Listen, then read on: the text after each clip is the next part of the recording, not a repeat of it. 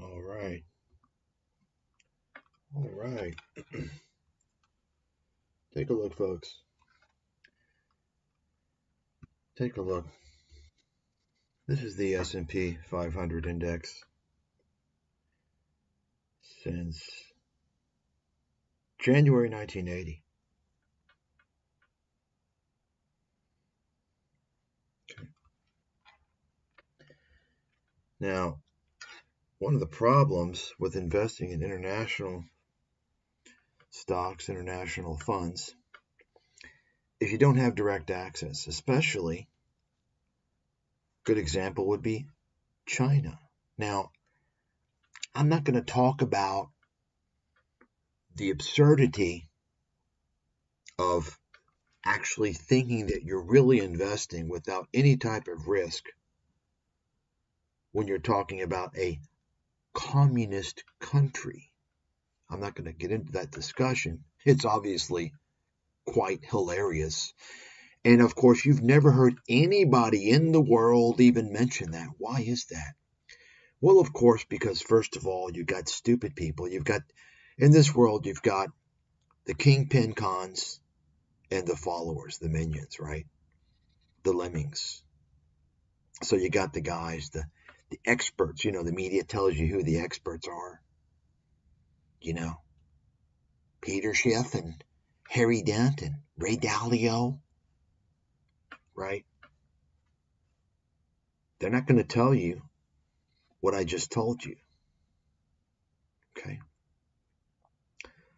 And of course, the lemmings, they're too stupid to know what I just told you. So I guess I'm the only person in the world that's telling the goddamn truth. Okay? And that is, of course, it really doesn't even make the most basic sense if you're talking about a stock market out of a communist country, right? Think about it. Communism means you cannot own property. You understand that, right? The means of production is owned by the people in totality. All of the people own the means of production. You cannot, on your own, own a business. You cannot own any property. That's communism. Think about what a stock market is. Stock market is a public exchange selling shares of businesses. You understand how that doesn't even make sense for a stock market to exist in a communist country. How come you've never heard that before? How come all these years you've never heard that before? Think about that for a second.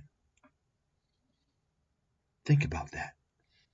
And when you think about that, and you think about the answer, then you're going to start to realize maybe you're not being told a lot of things that you really need to know. Maybe you're being fooled. Maybe there's a lot more things you're being fooled about. And then take a look at who I am, my track record, what I've done. Okay, take a look at all the things I've exposed that no one else has done or done it before anybody else. Okay, and then you see why I've been banned. Okay. Now, the way the game is played, though, is that if everybody is ignorant and everyone is, everyone's tossing money into the pool and there's an illusion going on and there's no risk at all, or at least any measurable risk that you can see, then you can go ahead and play that game. Namely, if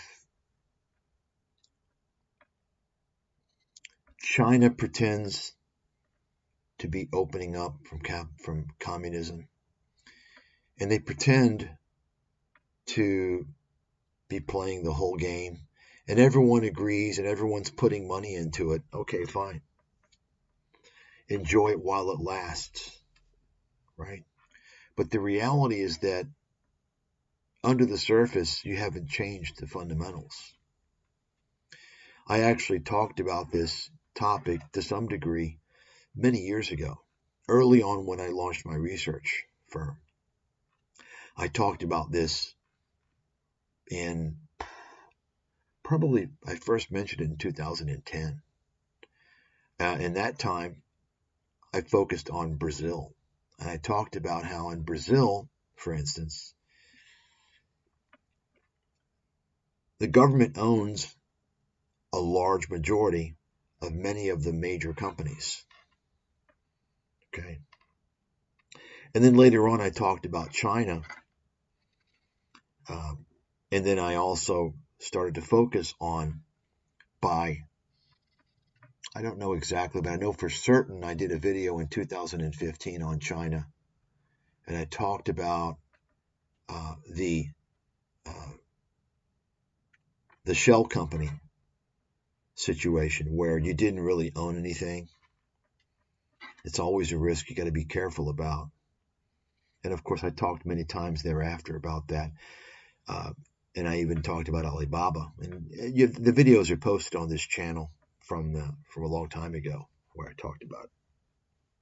So I was well aware of these risks early on. So I'm not even going to talk about that today because it really kind of, blows the lid off of all this stuff, right? It's too devastating, you see. It's too devastating for some people to handle. Let's just talk about something a little more benign, yet quite relevant. And that is international stocks. International stocks minus, say, communism, the communist element, minus the totalitarian element. And let me just tell you, many of the countries in the world that are outside of the West has its problems for sure, but many of the countries outside of the world, let's say outside of the West, and outside of the Western, let's say, mentorship or guidance, in other words, For instance, when I'm talking about mentorship, Western guidance, I'm including countries like Japan, South Korea, Taiwan, right? So countries outside of the West and countries outside of the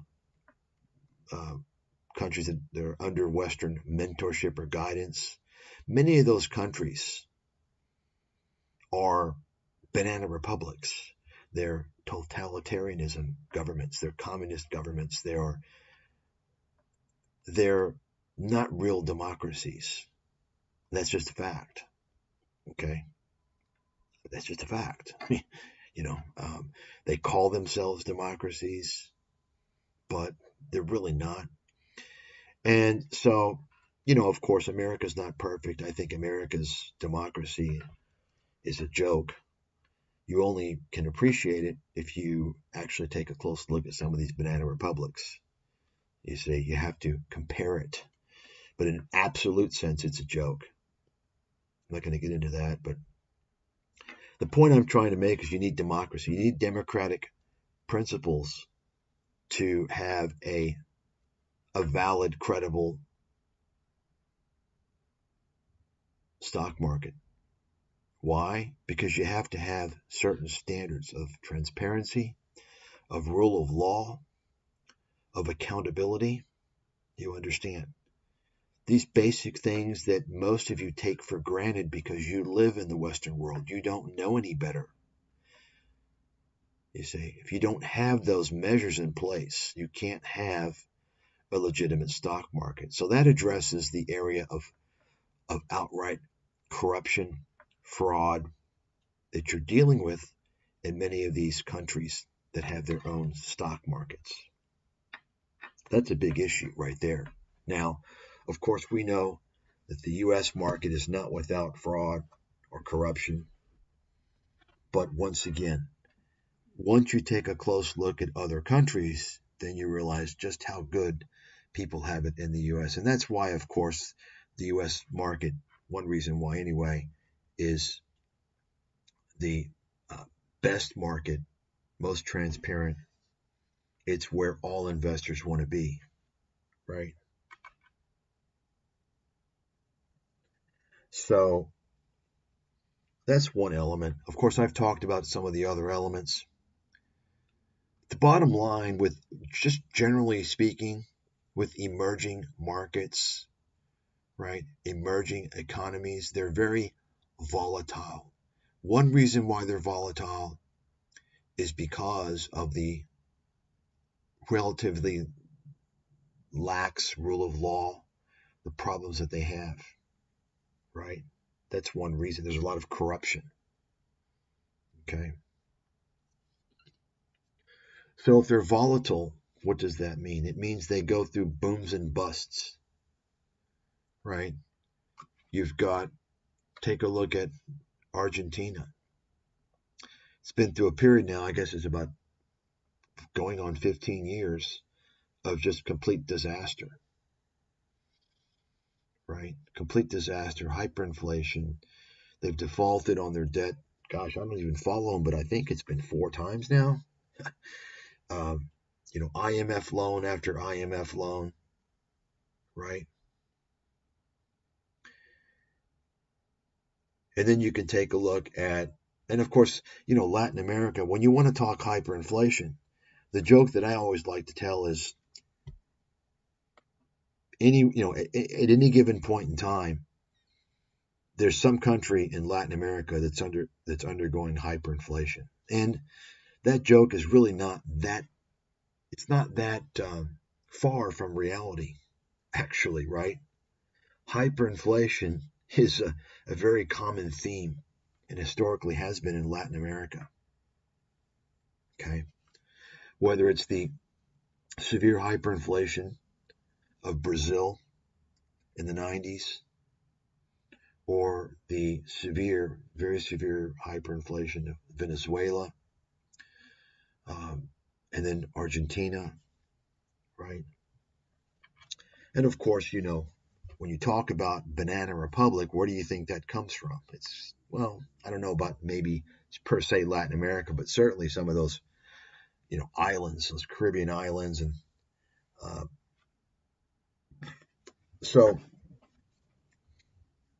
and then you talk about some of these countries in Asia, right?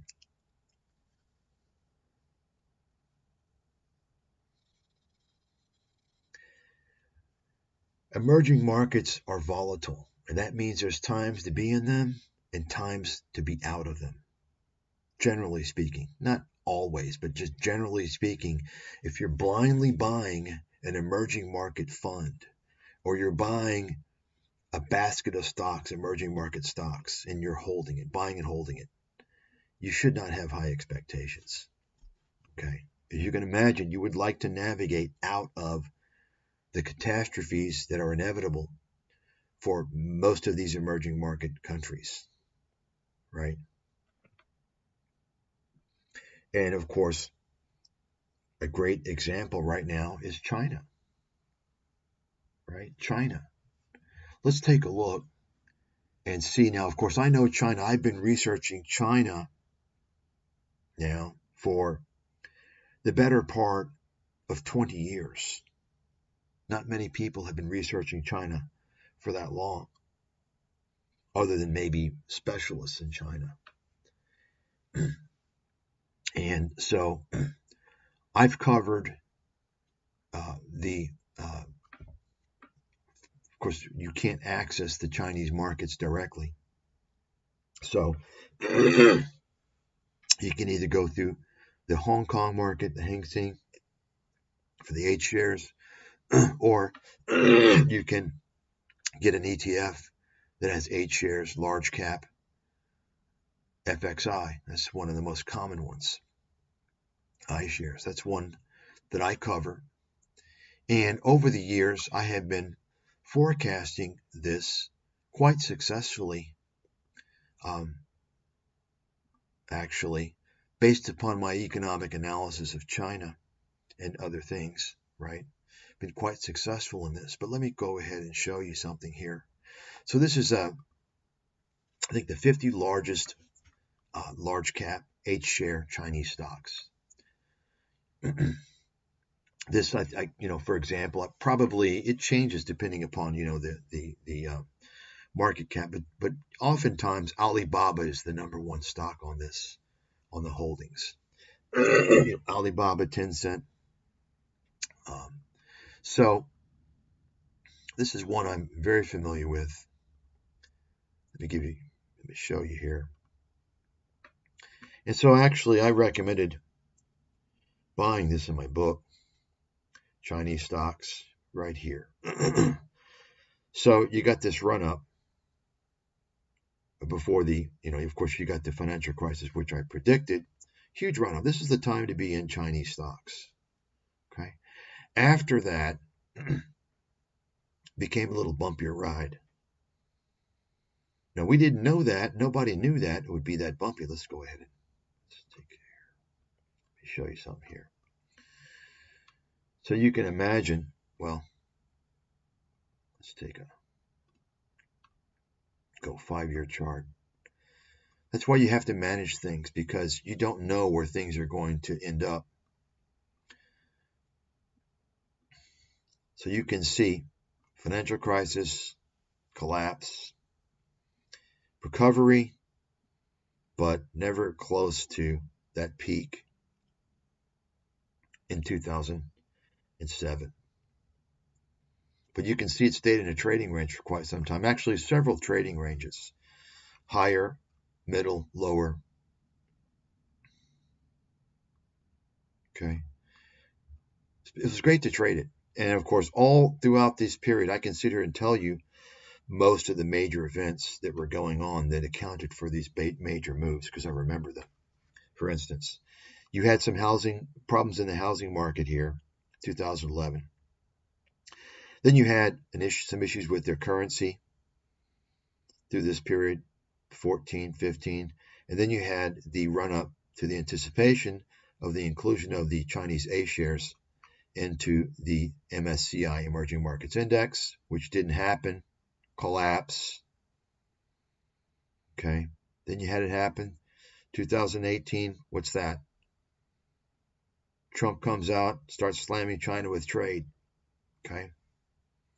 This was kind of the beginning of the end here. This was kind of the emergency brake needs to go on now. And then, of course, we had the delisting of certain Chinese companies that were regarded as national security threats due to their ties to Chinese military. Right. And then, after most of you all don't know about that, you all think about the delisting threat as the failure to comply with the Accounting Oversight Board from the SEC. There's also the through the national security, they can basically delist any security that they want. The U.S. can. They can claim it's a national security threat. Then, of course, you had this was the coronavirus. China continued that their lockdowns collapse, destroying their economy. And there you have it right here. You see that? Then you had this recent economic stimulus, which is it's kind of sad and a joke. Their stimulus, it's inefficient. It's so insufficient. It's temporary bump. It's all it's so monetary, not much fiscal. It's not going to solve much. But you see, they've only passed that stimulus because they're trying to meet their target. I wonder how many lurkers are here. What kind of lurkers we got here? Right? Who are the lurkers? I actually just gave a webinar, a research webinar, and I'm about 70% right now. Wonder what the research, the lurkers here, going to steal my information, right? And hide it for their little Patreon group. Probably Tom Nash is here. I know he watches my videos because he tries to learn. Because he's a clueless fucking fraud.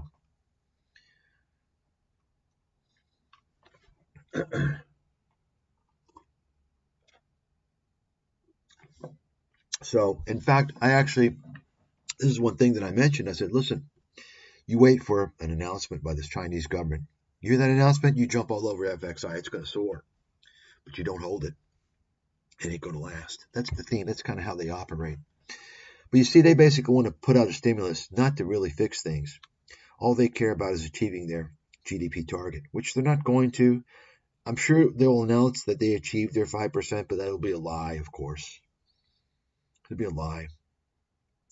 See, because what a lot of people don't realize is the communist government, communism, they obtain their power, or they should say they maintain their power. They justify their power through economic gains. So if they don't perform economically, there's a problem. And this is why China has been lying about their economic data for a very long time. And that's why they're going to lie about it this year like they did last year. You see? So think about this for a second. Let's go back now. I knew when to get into China and when to be active and trade it, and I certainly didn't get stuck holding the bag, right? I managed the position based upon what was going on in China, based upon what I knew what was happening. Great times early on, catastrophic times now, right? So think about it for a second. What if you bought and hold FXI? You're fucked. It goes nowhere. Look at that. 20-year period, nothing. Nothing. Right? And if you bought it high, you're fucked. You're going to wait and wait and wait. It's kind of like gold. It's kind of like buying gold, right? You buy it at the wrong time, you can be fucked for a long time. It's a great example of, just generally speaking, why emerging market funds, emerging markets aren't so good. They're not good for buy and hold. You got to know when to hold them and when to fold them, right? When to be in and when to be out. In contrast, if you're in the U.S. markets, right? Yeah, you can do better if you're forecasting, you're more active. But the bottom line is you don't have to do anything. You see that? You don't have to do anything. Okay. Nothing. Why? Well, take a look at America. Now, you have other Western economies as well that do pretty well. They're patched into America, right? They have rule of law. They have democratic system, checks and balances, accountability, transparency, right? The stock market in Australia does well. The stock markets generally in Europe do well. Canada, right? And as I mentioned, the countries that are being mentored or guided by America, they're outside of the West, like Japan, South Korea, right? Japan, of course, they have their own issue. I mean, they're still licking the wounds from their colossal bubble from the 80s, right? And even India, which is obviously, being courted by America to a large degree, is doing quite well, right? But generally speaking, emerging market stocks, emerging market funds, you don't buy and hold them. And in general, you really should just stay away from them if you don't really know what you're doing. All you need is the S&P. If you want international exposure, once again, the S&P has it. Okay? The S&P has it. You've got the biggest, best brands from the S&P that are located all over the world. That's the international exposure that you get. That's the international exposure that you need. You see? However, let me just mention, see, the secret is that the emerging markets aren't going to do as well, and they haven't done as well as they did in the past, generally speaking. Why? Because ever since quantitative easing, there's a different ball game going on now, and it's even more definitive now because of what's going on. The pushback on globalization. You see, globalization was a complete sellout. This is why you don't hear the truth, which is what I wrote about in America's Financial Apocalypse in 2006, why I was banned. They don't want people to know the truth about the sellout by these corporations that you empower. All these corporations that you're buying their products from, they're fucking you. They don't care about you. You built them. They were nothing until you built them up. And now that they're huge, right? They tell you that they're global. And they're sending your jobs to other countries because now they're global. But guess what? You built them. Your loyalty as a consumer built these companies. U.S. tax base built these companies. And they're sending your jobs overseas. They've been doing this for a long time. And the politicians allowed them to do it. Why do you think these countries are emerging? They're emerging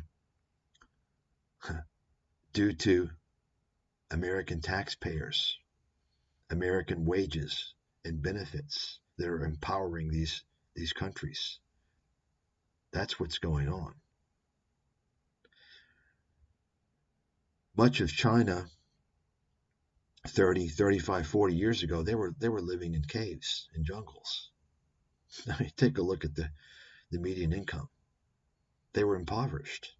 How do you think they grew their median income over the past 30 years by, 25-fold or what have you? How do you think they did that? Through Chinese ingenuity? Through Chinese innovation? No, it's because Microsoft, Apple, IBM, all these companies sent their jobs to China.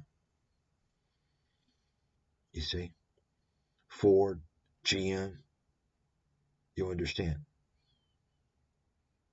And they stole the intellectual property, and they built their own facilities, competing facilities.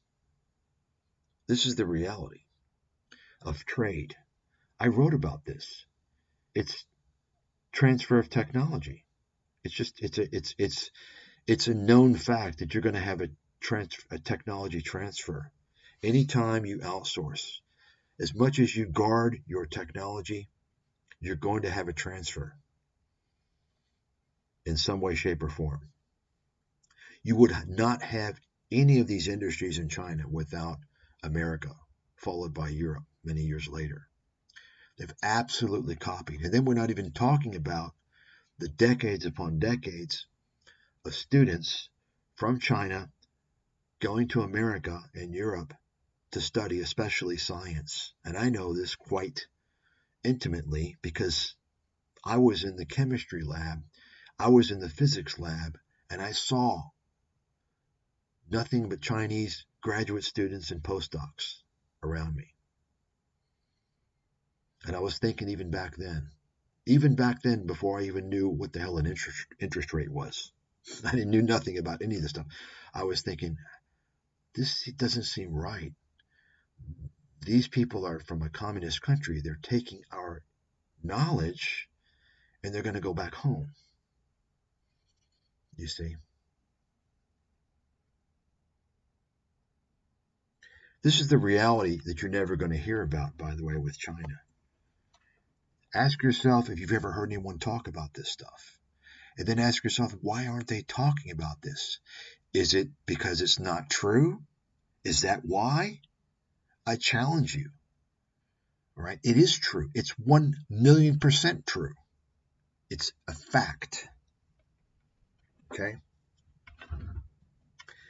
And the way I see it, every single politician in Washington from the past 35 years should be tried and convicted of treason for allowing this to happen, for allowing corporate America to send jobs overseas. Okay. I mean, but of course, people in America are so fucking brainwashed by their media. They really don't know anything about what's going on. And then when they want to find out, they tune into who? The dipshits, the gatekeepers, the low IQ airheads, Joe Rogan, Alex Jones, Tucker Carlson, right? And they still can't afford health care. No one wants to talk about health care. Think about this for a second. And of course, I'm an expert on health care. Not because I wrote a book on it, but because I've worked in the industry. I know a lot about it. And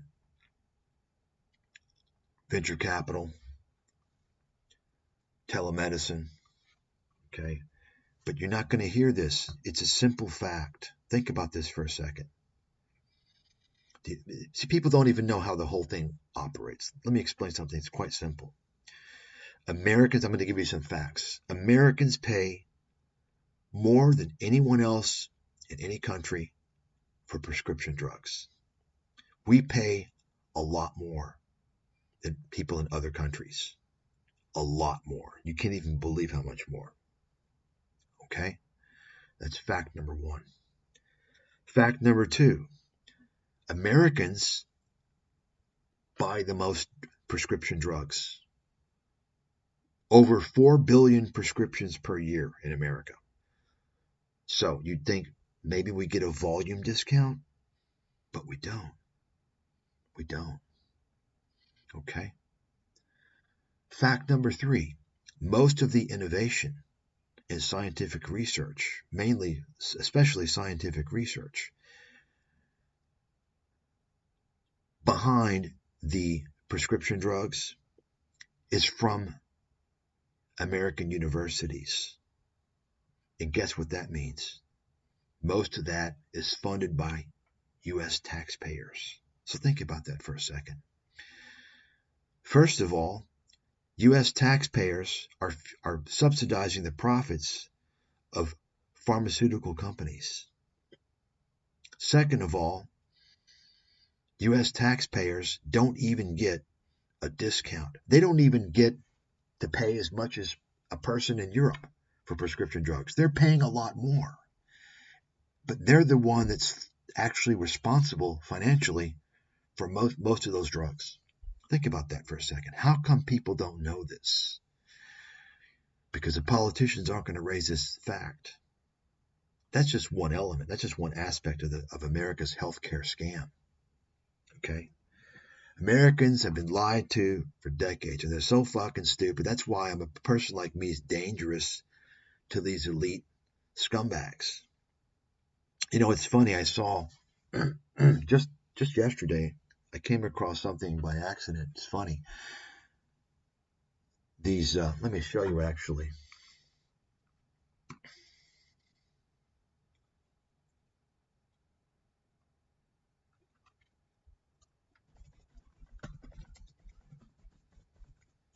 Climate change activists, right? What was it?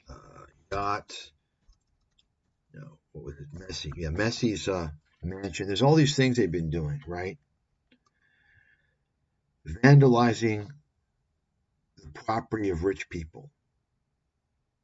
Vandalizing one of the Walton families, their $300 million yacht, right? And it's funny because, I mean, you know, I think it's funny.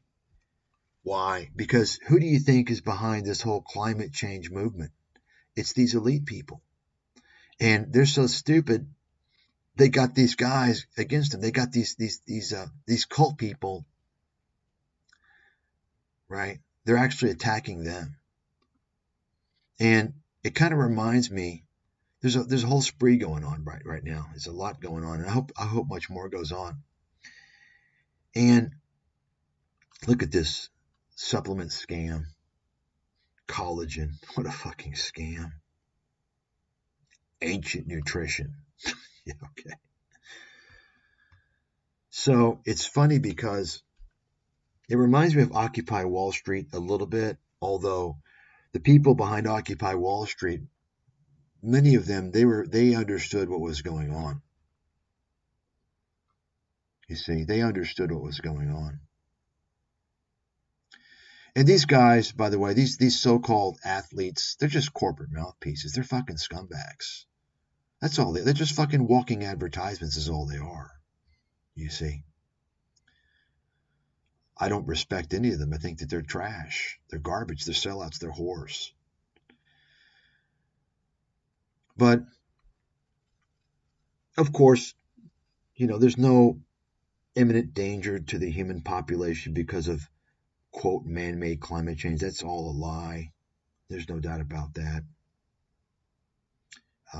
But it's funny because, you know, these climate activists, and of course you may have heard, some of them also went to museums and trashed Van Gogh paintings.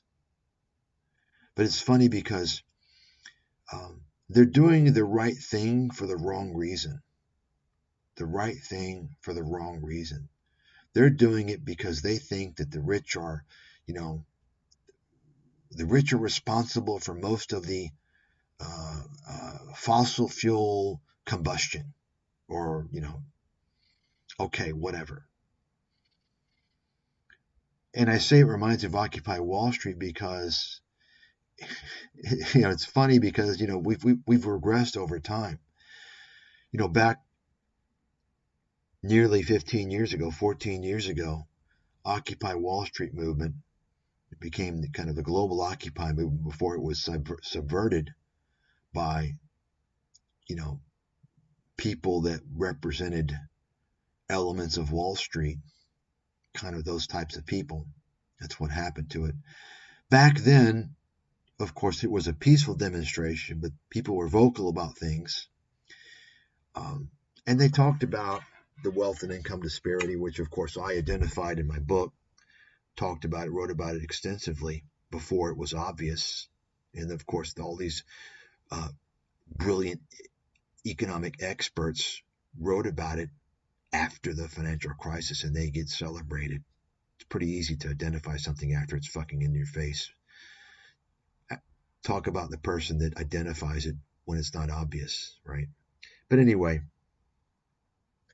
The point is that the problem in the world today, and of course capitalism is in crisis, I've talked about that for years, is that these rich people, they're the problem. They're the fucking problem. We're talking about the stock market here, right? And one of the reasons why, by the way, the U.S. market is the best market to be in is because it's the most investor-friendly market. Think about that. It's the most investor-friendly. And I'll get back to the discussion I was having here shortly, but this is a nice segue into that because we don't want to lose sight of the main point. The U.S. markets are the most investor-friendly markets. You see, this is why if you pay attention, if you're in touch with things like I am, and you follow, because I also follow Brazil, and you can see here, EWZ is the ETF that I follow, that I do research on with the Brazilian economy. But whenever there's an election in Brazil, if you follow closely, you'll hear about, whether it's a right-leaning or left-leaning. And of course, they want more of a right-leaning president to win. Why? Because that's going to be more investor-friendly. And so, of course, if you look closely in Brazil, you can see most of these guys are connected to the U.S. They go to school in the U.S. And there's other things I'm not going to talk about, but they're very connected to the U.S., whether they're left-leaning or right-leaning. You can just take a look closely at who these people are. And so what do I mean by investor-friendly? Well, of course, in countries like Brazil, you've got, namely, these are thought of historically as kind of a socialist type of countries, right? Socialist. Europe was somewhat of a socialist, right? Region, right? Many of the countries were considered socialist for a long time. And I've talked about this before, and I'm not an expert by any means in this type of discussion, but I know enough to know that Europe has gradually been weaning off its socialist policies over the years, just gradually becoming less socialist. And let me just mention, most people, when they talk about socialism, they use that synonymously with communism, and they're not the same. They're absolutely not the same. And once again, I'm not an expert in these types of things, these economic systems, political systems, but I know enough to know that socialism and communism are very often quite different, although there's some similar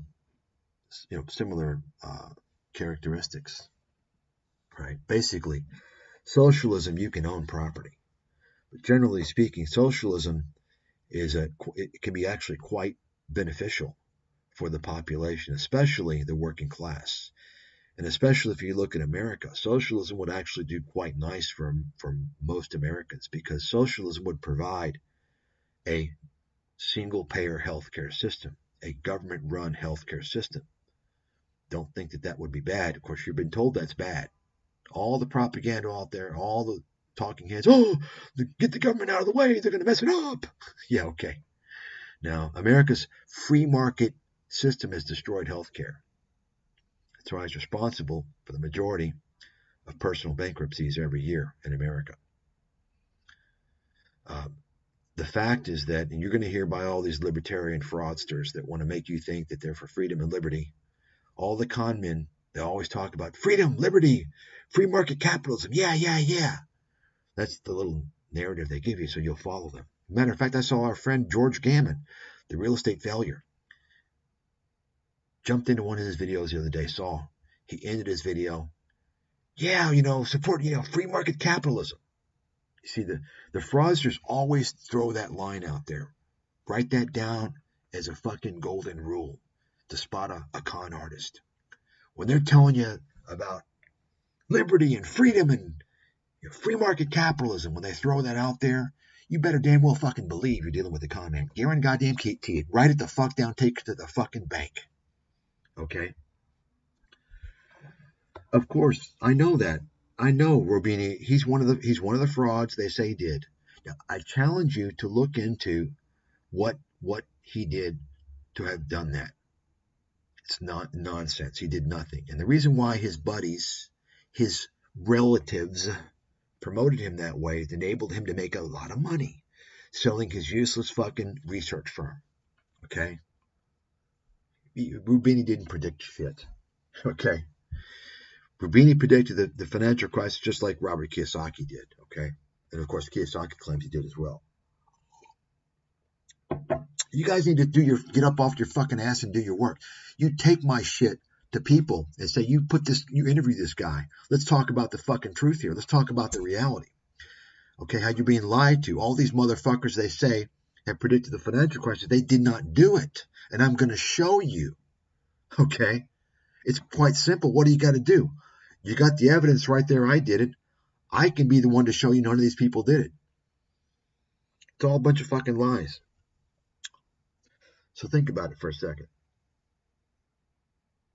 Think about it for a second.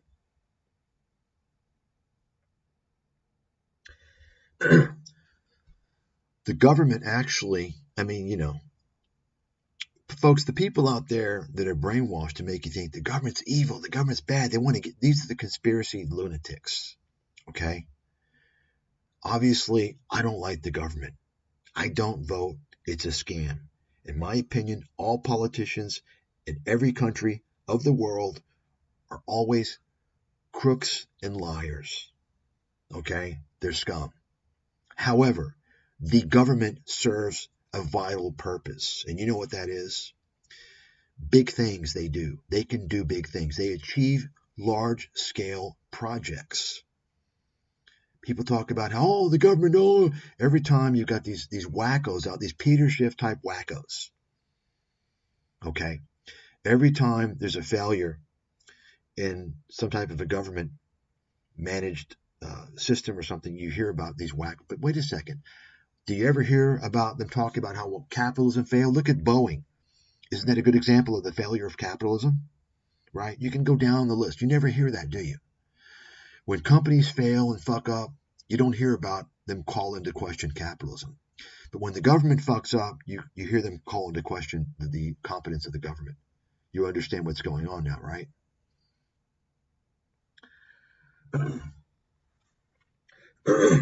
George Gammon's he's a fucking joke. He knows he's a con man. He knows he's a fraud, okay? He's an absolute fraud, absolute fucking con man. Gold-pumping, fear-mongering fraudster. And anytime he wants to confront me on that, right, on a neutral platform, let's go. Neutral platform. Someone else's channel that doesn't know either of us, that has rules. And it's not just about George Gammon. It's about the whole circle jerk of these people. It's not just about him. We're talking about the whole fucking army of these types of people. He's just one of the newer ones. There are thousands of these fucking pieces of trash.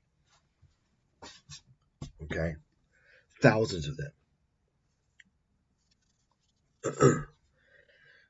So, let me continue here. Listen, if you're going to send people videos, don't even waste time sending these fucking numbskulls videos. That doesn't do anything. Okay? You want drama?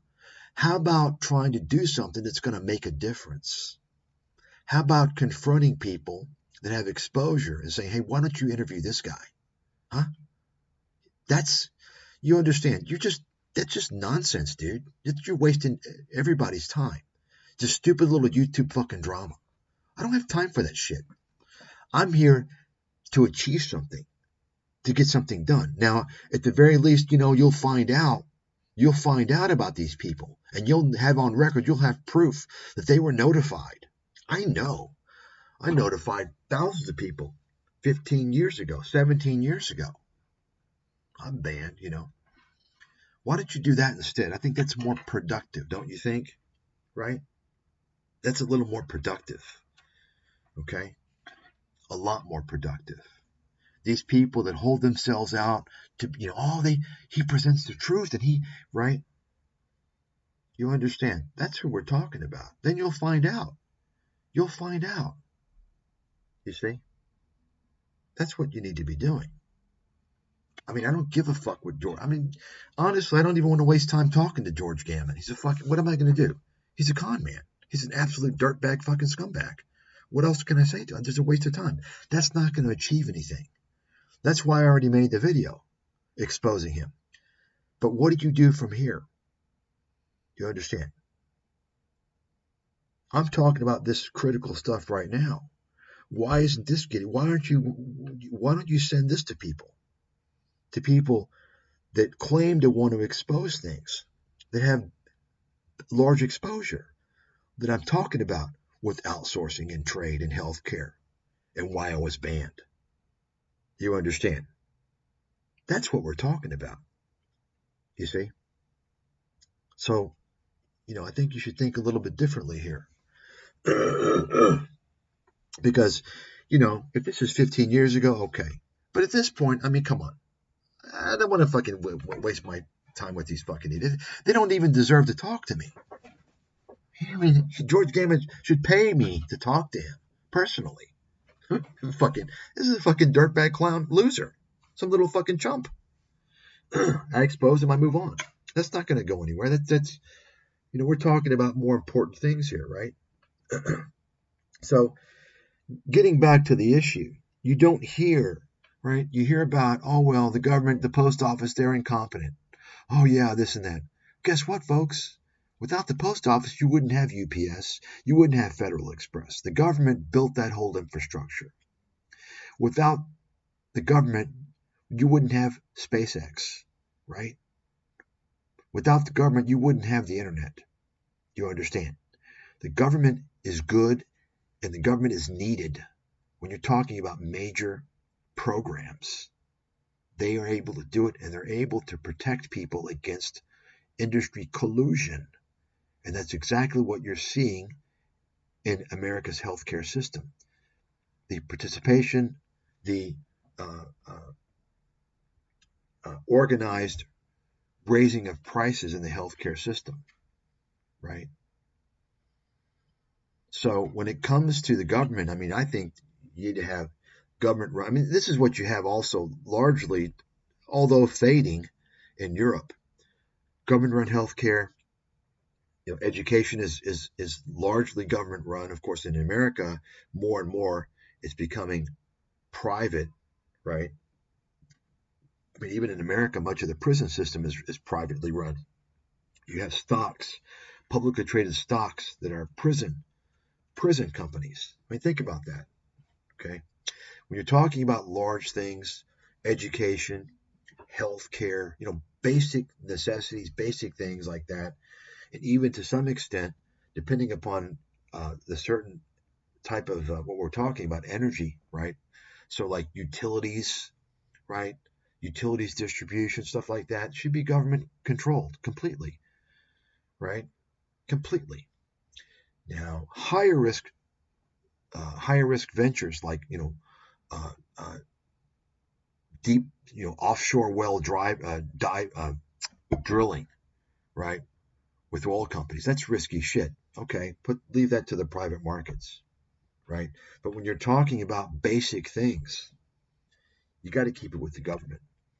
And the fact is that, of course, over the decades, it's been whittled away in America. This is why people can't afford basic things. Why do you think college tuition is so high? You say, well, Mike, what are you talking about? The government, is never involved in that. And of course, you're going to hear from the libertarian fraudsters. They're going to tell you that college expenses are so high because of the student loans, government subsidized student loans. That's what they're going to tell you. That's complete fucking horseshit. You know why? I talked about this many years ago. The reason why, there's many reasons why, but one of the main reasons why, which you never heard of, is because of the capitalism, because of free market capitalism. Okay, guess what? It's because of private equity firms have invested in these college campuses. That's why you've got all these nice facilities. If you haven't noticed that, it's because Wall Street is in bed with a lot of these universities, and they're funding them, they're providing them with investment money to compete against their competitors, their peers. So one college say, gosh, we'd like to have a new student center to compete with the college down the street. Well, guess what? They get funded, right? That's a big reason why college expenses have gotten out of control over the years, is because now you go to these. I mean, when I stayed in the dormitory, Jesus Christ, it looked like fucking prison. These fucking bunk beds and shit.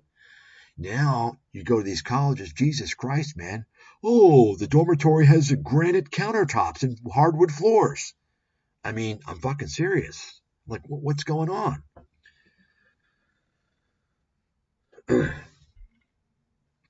So that's one reason why. Of course, the other reason why, and there's several reasons, but the subsidized student loan is not the reason. That's kind of the symptom. That's the symptom of the problem. Those loans have been put out there to feed the higher costs. Okay. Another big reason, depending upon, it's not going to hit every single university, but a lot of these universities that you can imagine, because these universities are profit machines, right? They consider themselves nonprofit, but they're fucking profit machines. And guess where they're making their profits? Many of them. It's their athletic departments. Okay? Their athletic departments. They consider many of these, I mean, think about it. This is big money, folks. You don't have to have a powerhouse athletic program to be pulling in a lot of money these days from your teams. Why? Because of the expansion of all these networks and media deals that you didn't have before. Okay. Anyway, that's off the topic. I'm going to get away from that now. The bottom line is the point I'm trying to make is that whenever you hear that a market is investor centric, like it's more investor friendly, that's good if you're an investor. But guess what? It sucks if you're a consumer. What that means is that you've got predators coming after you. Okay? You understand? It's not good for you as a person. Right? That's why America's healthcare industry is such a great investment. Think about that. How can it be such a great investment if people aren't paying out the ass? And that explains it right there. When I wrote America's Healthcare Solution in 2009, the first half of the book was completely dismantling America's healthcare system, dismantling all the myths and speaking the truth about the problems. And the reality is that all the sectors have a problem. Every single segment of the healthcare system. It's not just the pharmaceutical companies. It's not just the HMOs. It's not just the insurance companies. It's not just the physicians. It's all of them. It's everybody. And one of the things that I did when I was talking about the problems with the drug companies is I actually showed the charts. I posted stock charts, performance charts of the PBMs. And at the time, the PBMs was an industry, a sub-industry. Now it's been absorbed mostly. I mean, the PBMs, the pharmacy benefit managers, for the most part, have been bought out, right? United Health has got one. CVS has got one, right? I don't know. Does Cigna have one? But anyway, my point is that I showed the chart. You all know PBMs, right? The wholesalers of the pharmaceutical prescription drugs. I showed a stock chart versus the S&P, and they blew away the performance. And I showed those charts to emphasize to people what the hell is going on, right? Now, during that time, it just so happened that generally speaking, the pharmaceutical industry was kind of licking its wounds a little bit. And as you might recall, of course, that was a few years after the Merck Vioxx recall, right? But the pharmaceutical industry was not doing as great as it normally does. In the 90s, it had spectacular returns, and of course, it's done quite well. After 2010, But during that period, it wasn't doing so great as it had historically. The pharmacy benefit managers were doing spectacular. So my point is that, think about it for a second. As I talk about investor friendly, when you hear investor friendly, you want to invest, but you don't want to live in a country with those predatory companies. Because investor friendly means it's bad news for the consumer. You see, very bad news. And that kind of explains a lot. And, everybody here, you guys need to be reading. If you haven't read America's Financial Apocalypse, the extended version, that's what you should be reading. You want to find out what's happening to America, what's happened. I mean, I wrote this 17 years ago, and it's still as valuable today as it was back then. Still, people don't truly understand what the fuck's happened, what's going on. This is the reality that no one's talking about. No one will talk about this. Okay? Right? Why aren't you all hearing this? The bottom line is that every single politician from Washington for the past 35 years is guilty of treason.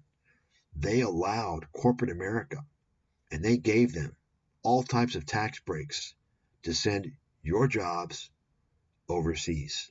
And that built up the economies, these emerging economies. That's why they're emerging. They're emerging off your fucking dime. That's a fact. Okay? That's a fact. Where do you think innovation comes from? It comes from the West. That's a fact. And the more that you allow technology transfer, the more that China actually goes outright and steals technology. I mean, you all do know about all these people that have come to America working for U.S. companies, have stole all types of proprietary technology secrets and gone back to China. You know that, right?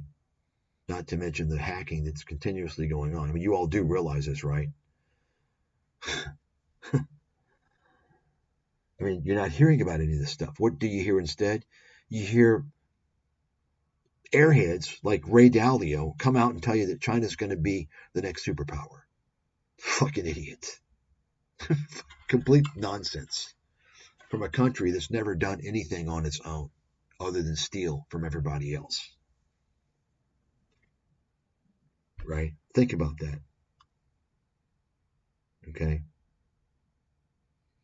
And the fact is that you people out there, you're so loyal to Apple and all these big corporations. They sold your ass down the fucking gutter. They sold your ass down the gutter. You all don't see it. You don't realize it. You can't, there's no backlash now. It doesn't matter now. They've already got a big global brand now. They don't care about you now. You don't care if you buy their shit. It doesn't matter. I mean, why do you think Netflix is so fucking woke? They don't care. Most of their subscribers are international.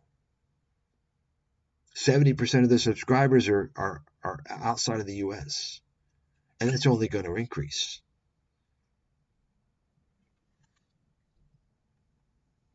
You see?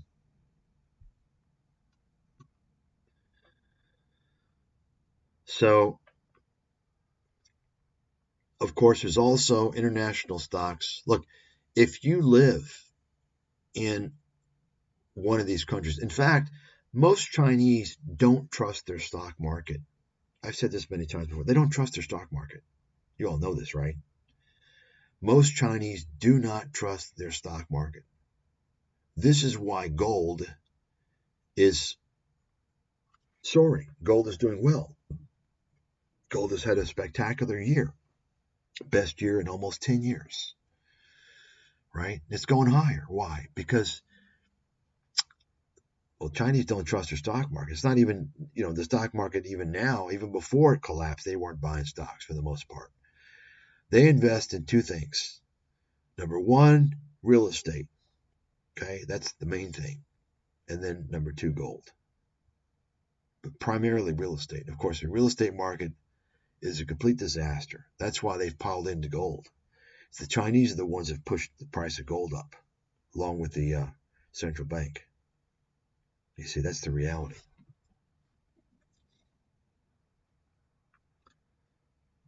So you think about, it's one of these other countries. Let's say, let's not say a communist country. Let's talk about, let's say, India. How are you going to invest in India? You don't have a whole lot of options. There's more now. They have more ETFs now. But even still, you can't directly invest. You see, and the funds are going to be expensive. Why? Because they got to pay for all these exchange fees and all this bullshit. If you invest in foreign funds, you're going to pay high fees. That's fact. You're going to pay high fees. And over time, that's going to kill your performance. That alone is going to hurt your performance, right? And we can go ahead here and, in fact, we can even add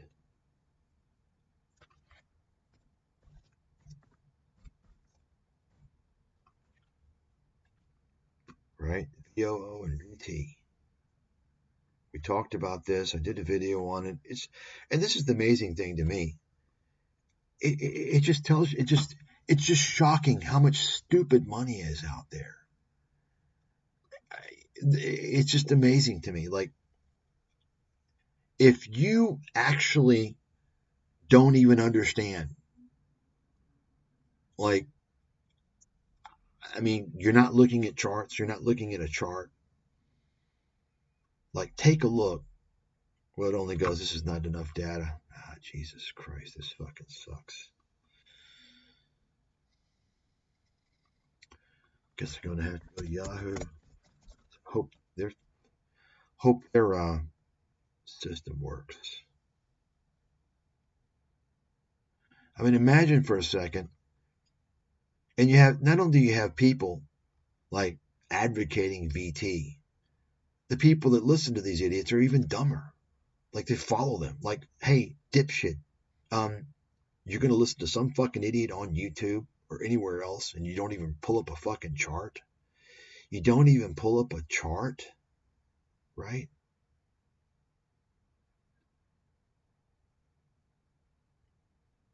I mean, it's an open and shut case, right?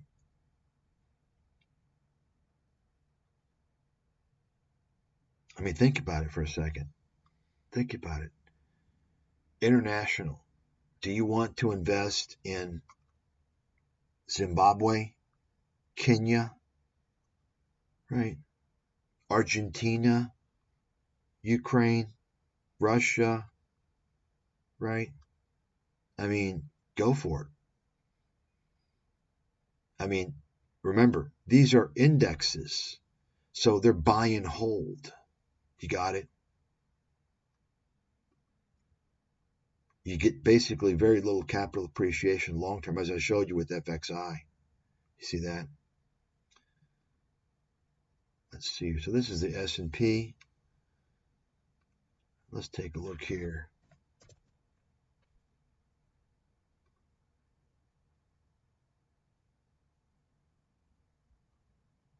If this works. The new system sucks.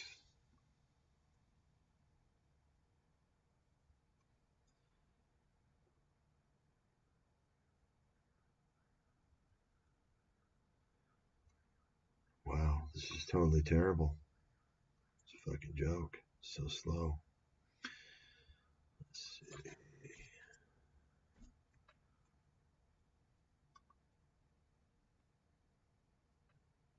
See, look at that. What a fucking joke. Can you believe Yahoo used to be like one of the most valuable companies in the world? I've got a whole story on that. I've told it before. A whole story. I know Yahoo very well.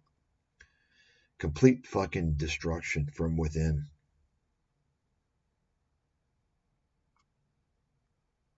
Look at this shit show. Jesus fucking Christ.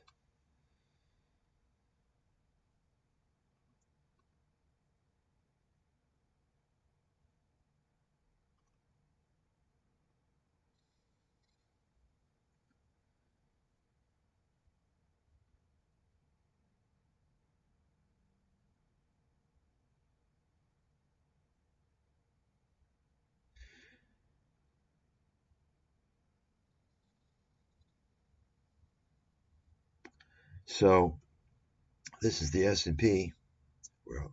Okay, here you go. So this is VO. So it's finally got. So this is I guess.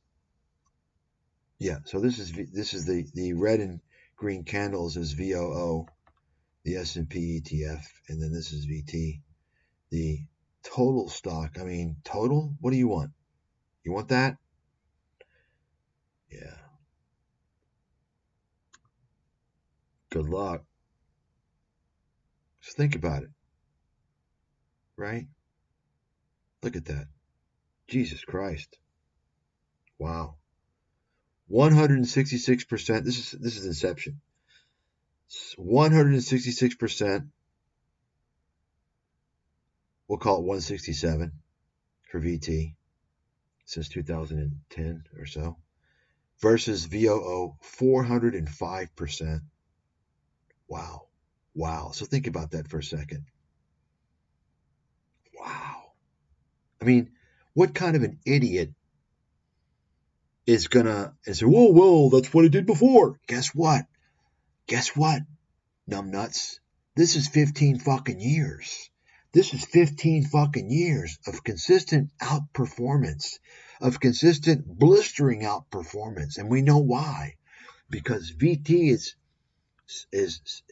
40% international. Can you imagine if VT was 30% S&P?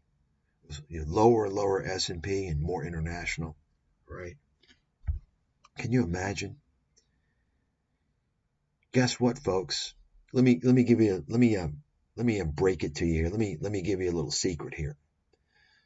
Some of you may not know of. The best, the greatest brands, the best companies in the world, the most profitable companies in the world, the most dominant companies in the world. Well, it just so happens they're not in Cambodia. They're not in the Philippines. They're not in China. They're not in Uruguay. They're not in Ukraine. You understand? They're not in Russia. They're in the US of fucking A. They're in America. That's why you buy the S&P. You got it?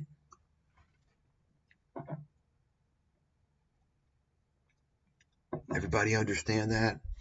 Now, if you're buying VT and you didn't look at this chart and they didn't prompt further investigation, I mean, obviously, when you pull up a chart like this since inception and you go every single time period and it's the same result, massive underperformance, you got to look into what's going on. And then you realize, oh, maybe international sucks, right?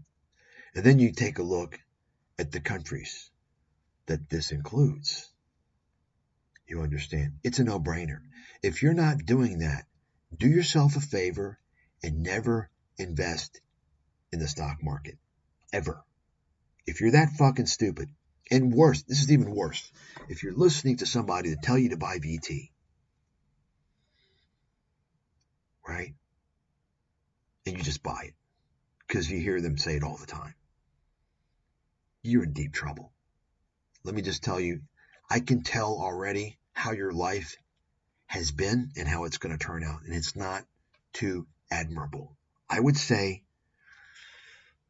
you shouldn't focus on investing. You should focus on fixing your life. Probably get some professional assistance. Okay? Think about this, folks. Think about it. Think about it. Now, you're hearing this from one of the world's leading investment analysts. That's fact. That's fact. If you don't know that, well, that's for you to learn on your own. It doesn't take a professional analyst. It doesn't take a leading expert to go through this, what I've done. Okay, in fact, every amateur investor should be doing this. It's pretty fucking basic. It's like elementary school basic, by the way. Elementary school. I would expect a fifth grader, maybe even a fourth grader, to understand this. I would expect someone in junior high school to not just understand this, but actually go through and realize this on their own.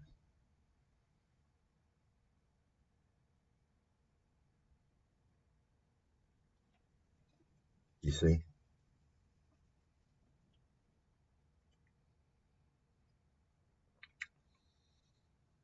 Remember, folks, generally speaking, countries that are good for investors, right? The markets that are good for investors aren't good for people, the consumers.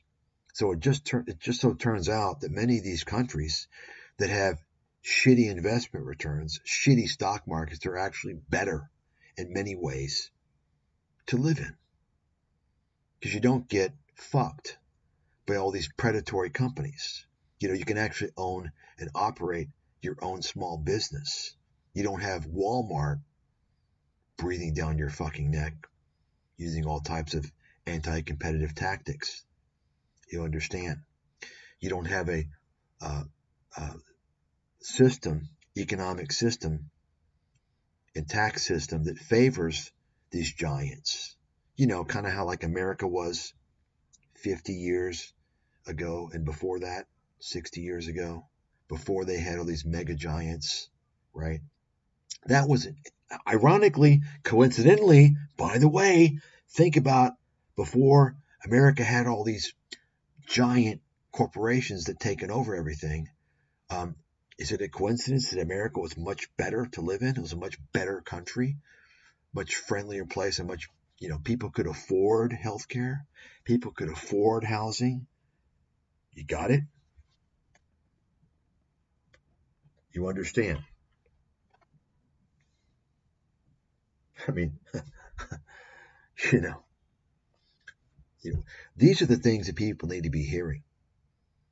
Okay, and they're not hearing these things. Why? It's not rocket fucking science, by the way. It's not rocket science.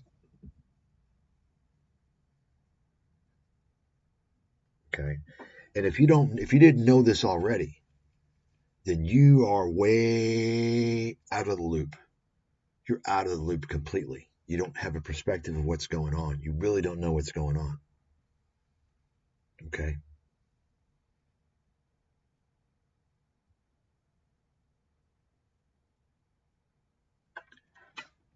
Anybody.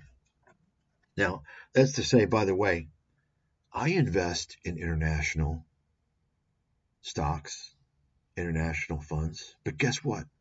That's me. That's me. Everybody's not me. And guess what? I don't buy and hold. Okay? I don't buy and hold. And the vast majority of people are not capable of understanding what the fuck's going on. That's why they're buying these international funds. And once again, international funds, generally speaking, do not experience the levels of capital appreciation, long-term capital appreciation, as advanced economies. They just don't, for many reasons. And the perfect example, as I showed you guys, FXI. Okay. FXI. Now, say, well, gosh, that's just an index. Yeah, but it's the 50 largest cap stocks in China. Okay.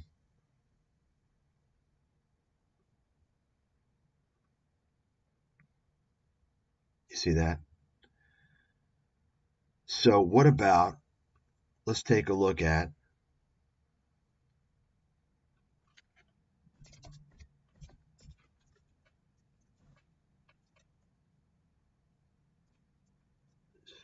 futures, Shanghai Composite. The problem with the Shanghai Composite is that unless you're Chinese living in mainland China, how are you going to buy it? You understand? How are you going to buy it? And that's if you trust it. I mean, you all do know, of course, that right now, part of this economic stimulus passed by the CCP, part of those funds have gone to financial institutions to buy stocks, Chinese stocks, to prop up the market. You do know that, right? Are you all aware of that? See, this new system doesn't show this fucking bullshit. The older platform on Yahoo did show historical. This doesn't show shit. Fucking stupid. You all do know that, right? They're buying Chinese stock. You know, kind of like how the Japanese central bank has been buying Japanese stocks. You all do know that, right? Right? That doesn't work. So, take a look, folks. You want to buy and hold China? There you go. There you go. Okay.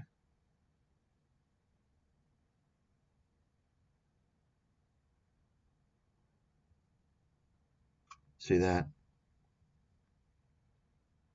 There you go. Now, the amazingly hilarious thing is that I can guarantee you nobody on ScamTube knew what I just told you. Unless they listened to me, which I said this 2 years ago. Nobody. Okay? How do I know this? Because not a whole lot of professionals know this.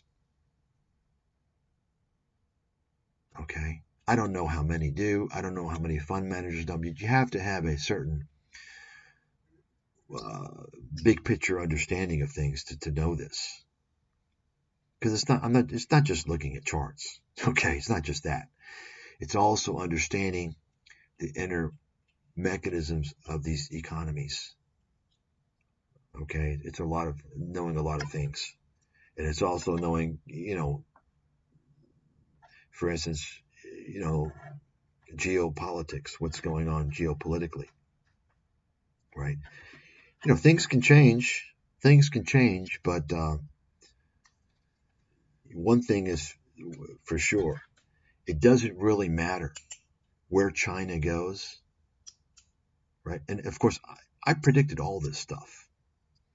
Remember, well, some of you don't know, but back in early 2000, mid 2000, all these idiots were pumping Alibaba, and I was reminding them, you guys are crazy. They didn't know what was going on. They didn't even know China was collapsing. You see, they didn't know. They had no fucking clue, just like they didn't know, all these fake gurus didn't know the U.S. market was going to collapse in early 2022. They didn't know. Even in mid 2022, when the markets had already collapsed to a large degree, they were still doing their little fake discounted cash flow bullshit without understanding that the movement of the market determines 90% of the movement of 90% of the stocks 90% of the time. If you can forecast the market, okay, if you can't, you can do all your fucking bullshit valuation analysis that you want. Doesn't fucking matter. When that market fucking goes down, it's taking your ass down. But these idiots don't know that because they're fucking a bunch of frauds. Same frauds, charging money, e-begging, and the stupid people feeding them.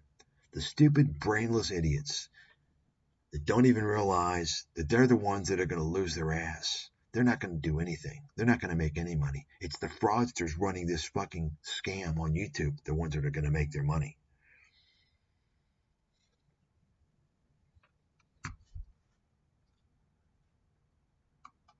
Okay, so you want to send videos. You send videos of me discussing what's going on in the world of all this stuff, why I got fucking banned from day one. Okay? Anything else is just fucking useless drama, is a waste of my fucking time. I don't have time for fucking drama. Okay? You see?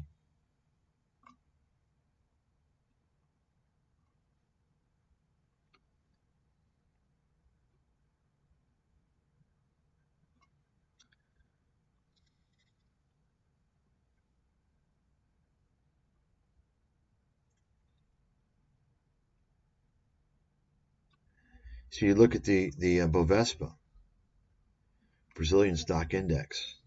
Okay, guess what? You don't live in Brazil, so you're going to have to invest in some fund. Okay, that means you're going to have to pay high fees. You're going to have to deal with currency exchange issues, right? This is EWZ. This is the 10-year chart of EWZ right here. You can make a lot of money off EWZ because of all the stuff that goes on in Brazil, right? But you buy and hold it, you're not going to do shit. Not going to do shit. See that? Take a look. Tell me this doesn't look similar to FXI. Why is that?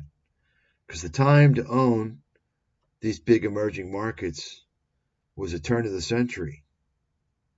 You see? Early 2000s. You see? Opening the floodgates of the free trade scam. You understand? Take a look at that. Financial crisis, boom. But guess what? Gradual winding down. You see? You can make a lot of money if you know what's going on. For instance, here. Okay. This is the whole car wash scandal. The biggest political scandal probably in history, certainly in Brazil's history. Right?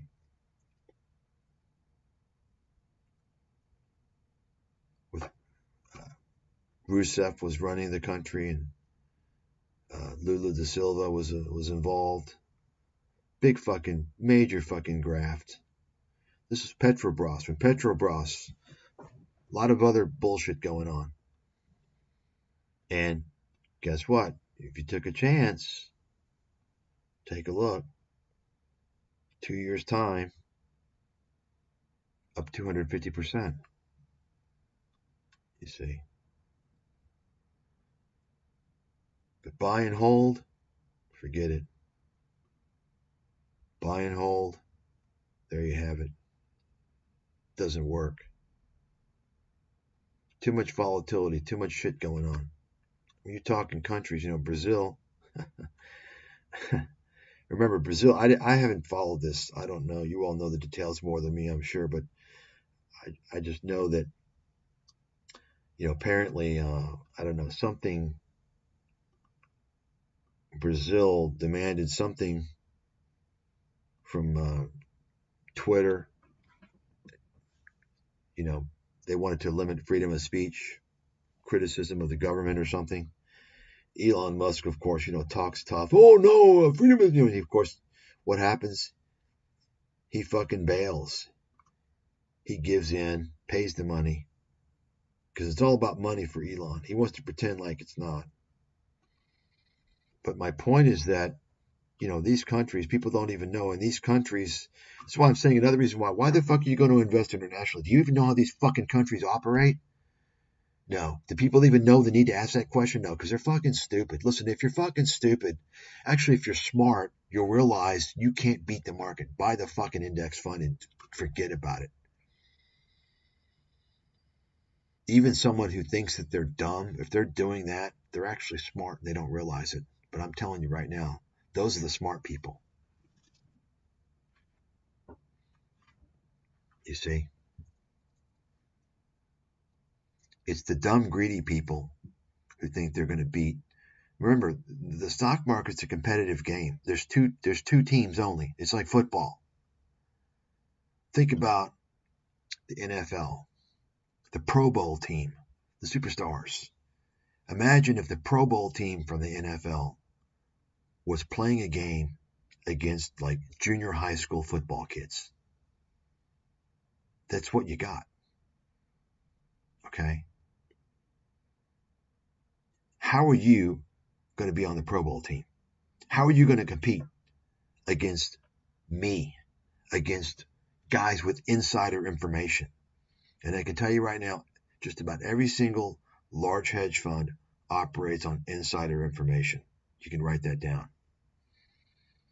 Practically, the other ones that don't are they're gaming the system. You know, they're basically going on the media and getting the stooges to buy their stocks to pump them up or to short them. Like when Bill Ackman goes on TV and tells everyone, "Oh, this is a great stock. You all should. I think it's going to go up." You know, or like he did. You know, when he's a genius, the greatest trade. He told everyone, "Oh, the COVID." Yeah, he's a stock manipulator. Is what he is. You see, that's a strategy a lot of these guys use as well. Or also, what they'll do is there's a lot of illegal stuff going on that's basically made legal, right? But anyway, how are you going to compete against all these different people? And many of them, most of them can't beat the index, by the way, consistently over the long term. So you've got the guys who got all the resources. They've got unlimited financial resources, unlimited capital resources, unlimited human resources.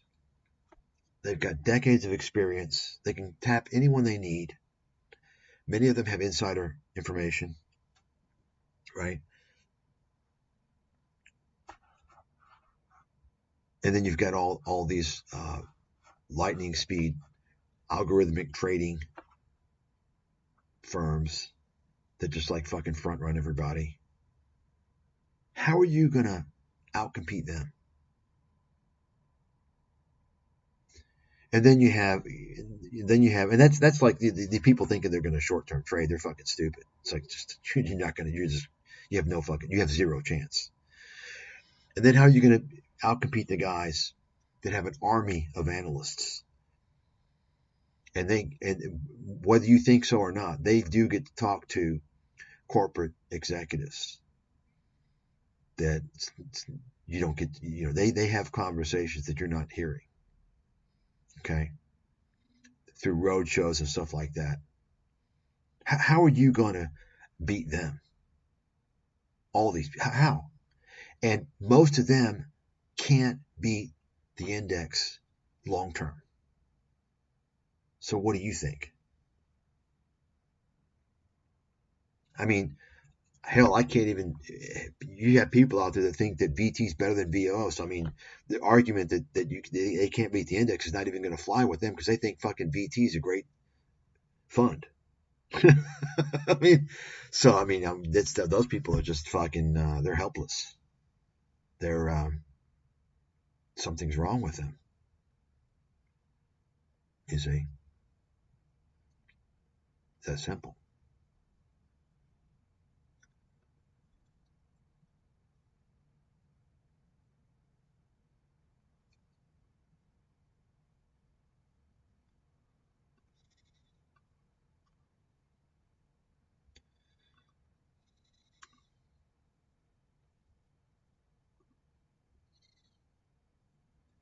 Yeah.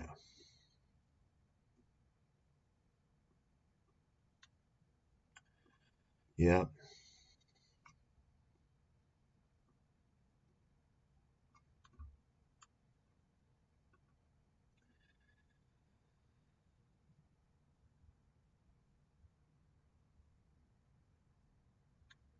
Yeah.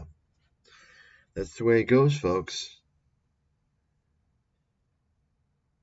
International funds generally suck, right? They generally suck. Will they have a period again? The golden years, like they did early 2000s, right? Maybe at some point, but I mean, are you going to be able to recognize it? You understand what I'm saying? This is the reality, okay? This is the reality. I mean, why anybody would, you know, it's just shocking to me. Does anybody, you all should look into the car wash case in Brazil, okay, to give you an idea what happened, what Petrobras was involved in. Why do you think Petrobras fucking collapsed? they're still not anywhere near where they were, I don't think. They're not even close to it. I mean, take a look at the chart.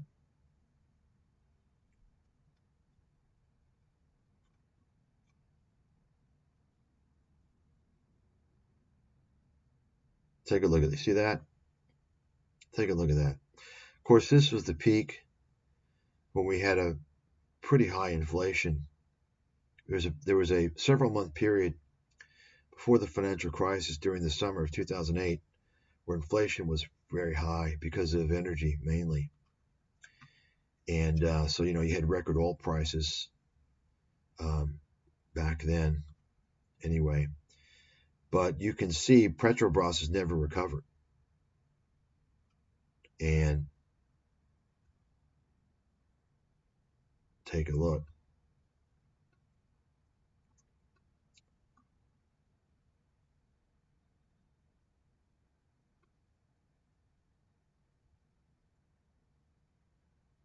So you can see here it went as low as it lost 75% in a matter of course, this was the oil glut, right? This is the oil glut that began late 2014.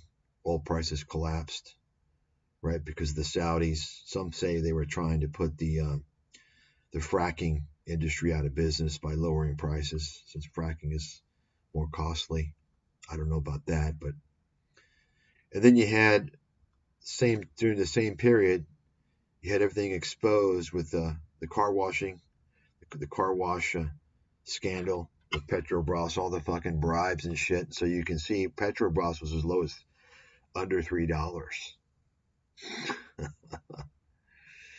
Another thing people don't understand about international investing, back when Rousseff was the president during that car wash scandal, I think around 2015 or so, you can look into it.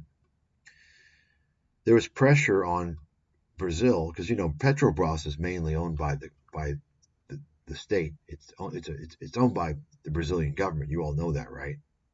As I mentioned before, many of these companies that are essential for the country, their national security interest, Brazil owns the majority.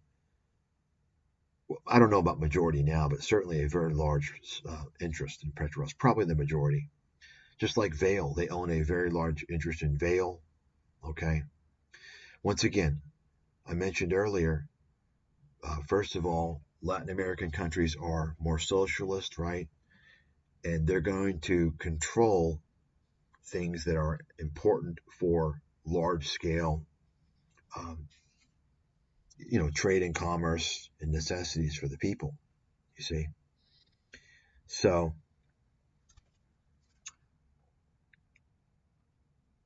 back during that time, I think it was Rousseff who actually basically told Petrobras they had to lower their gas prices. Why? Because Brazil was facing an economic problem. The economy was screwed. And so you had the president force this company to lower their prices. Think about that. How can they do that? Because they run the company. Did you know that? Did any of you all know this? No, you didn't know this. How do I know this? Why do you think I'm one of the top analysts in the world, folks? I don't even focus on Brazil. I'm a generalist, which I don't know many generalists out there. Analysts usually, they focus on a specific sector, you see. They got a pretty easy job. Focus on 4, 5, maybe 6 companies. That's all they do. And they work with about 2, 3, 4, 5 people, you see. And the amazing thing is how as easy as their job is, and they fucking suck. I swear to God, I wish I could find an analyst that was consistently, not right all the time, but, consistently pretty right. I wouldn't need to do anything, but I have never found any. Now, part of that is because, of course, that's the sell side, right? That's Wall Street. There are, I'm sure there's some good buy side analysts that work for funds. I don't personally know of any, but I'm sure there are. But they're not going to give you their research. You see, all the stuff out there on Wall Street, why do you think it's free? It's free for a reason. Why do you think why do you think it's out there? You see? Same reason why you're getting free stuff on YouTube. Same reason why all these clowns, you're getting their shit for free. Okay? You get what you fucking pay for. In fact, it's much worse off. You see? Well, Petrobras, the problem with Petrobras is a lot of controversy that's been going on for about a year now, especially since Lula da Silva's back in office, the leftist president, about, this is going on with Vail as well. In terms of, there was a lot of very generous dividend payouts, during the commodities boom, right? Not so long ago. These companies were paying out big time dividends, huge fucking dividends. And so they're saying, wait a second, what are you guys doing? So there's a big pushback. You should not count on these companies paying out as much as they were. I would say it ain't going to happen. It's a big political issue. It's been going on. I wouldn't count on that. But anyway, Vail also collapsed, down to $2 or $3, I believe, several years ago. When that happens, you got to understand something. These are essentially state-controlled companies. The state can say, you know what, we don't need to put these on the market. We're going to go ahead and acquire the rest of the shares. Okay, just like Rousseff demanded the Petrobras sell gas at a lower price. Okay, so once again, yeah, that sucks if you're an investor in Brazilian stocks, in Petrobras at that time. But guess what? It's good for the people. You understand? An investor-centric market is necessarily going to be a consumer-unfriendly market, and vice versa. Once again, that's why if you look at a lot of these countries that have shady markets or shady practices, excluding China. I'm not talking about China. A lot of these countries actually, they're pretty nice countries to live in, because they haven't allowed their countries to be transformed into fucking corporations, unlike America and soon to be Europe. That's what's happened by design. You understand? You see? The countries are for the people. America, it's not for the people, it's for the fucking corporations. You see? It's kind of interesting if you look at it that way, right?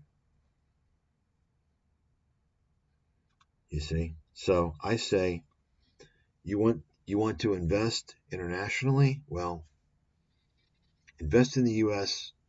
S&P index, and if you want to invest internationally, maybe you might want to invest your life in one of these countries. Maybe you want to live in one of these countries at some point. Okay, after you have made enough money. You see, you might want to retire in one of these countries. You might want to spend time in one of these countries, extended time. You see, that's the only investment that you should be making, for the most part, generally speaking, in these countries, if you're from the West. You see, why? Because I just explained all this. It's all about how the countries are run, and it's reflected in the stock markets. You see, you all understand that?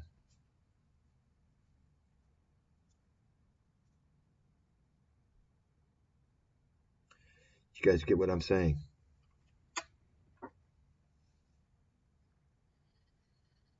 You can't have it both, folks. You can't have both. If you're in a country that's good for investors, it's going to automatically suck for you as a consumer, as a person. It's fact. And I've just proven that. And I've explained it. Now, I'm not saying every single time, every single instance. There's obviously, give and take, and there's some exceptions. But generally speaking, that's the way it is. Okay? That's the way it is. And, there's some places in Europe that are still, although it's fading fast, desirable, right? It's fading really fast, actually. Like over the past 5 years, it's shocking how much Europe has gone to the wayside. Prior to, you know, 10 years ago, Europe, I think largely was the countries were nice. Even though they had problems, there were some issues, early things going on, but now it's pretty much a mess, right? So why do you think everybody is going away from the West? Why do you think everyone's going to Latin America? You all understand that, right? You all do realize that. Hopefully you all realize, right? There are millions of people, there are millions of Americans living in Latin America, living in Asia. Why do you think they're doing that? And it's increasing more and more and more. He knows he knows everything that you can learn online. What's the latest visa scheme? These visa programs are changing all the time. Okay? They're changing all the time. It's all free. You don't need nobody. It's all nonsense. It's fucking bullshit. You see?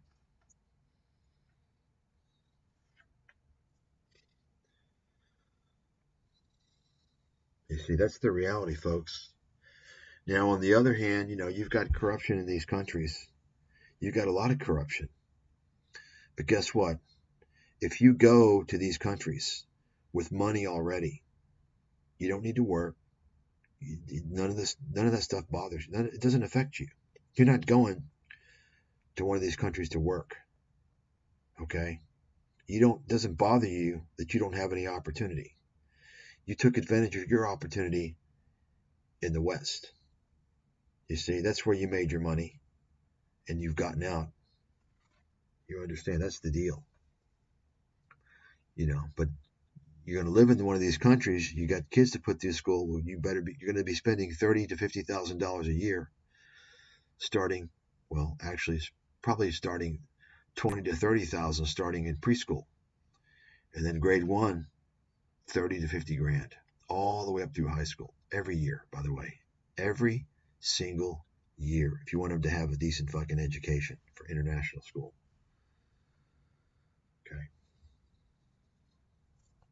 You see, that's the reality. See, those countries, so those places, to get ahead, you got to have money.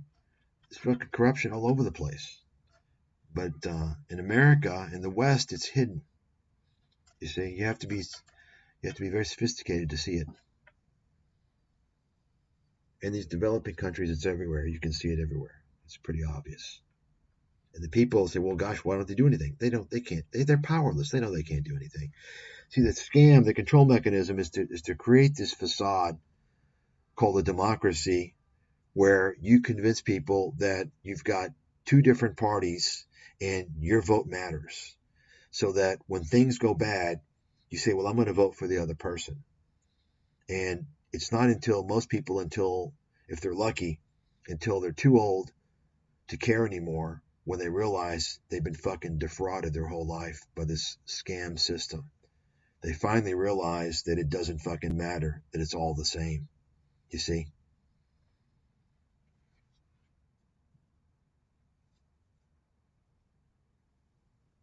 You understand? That's how it works, folks.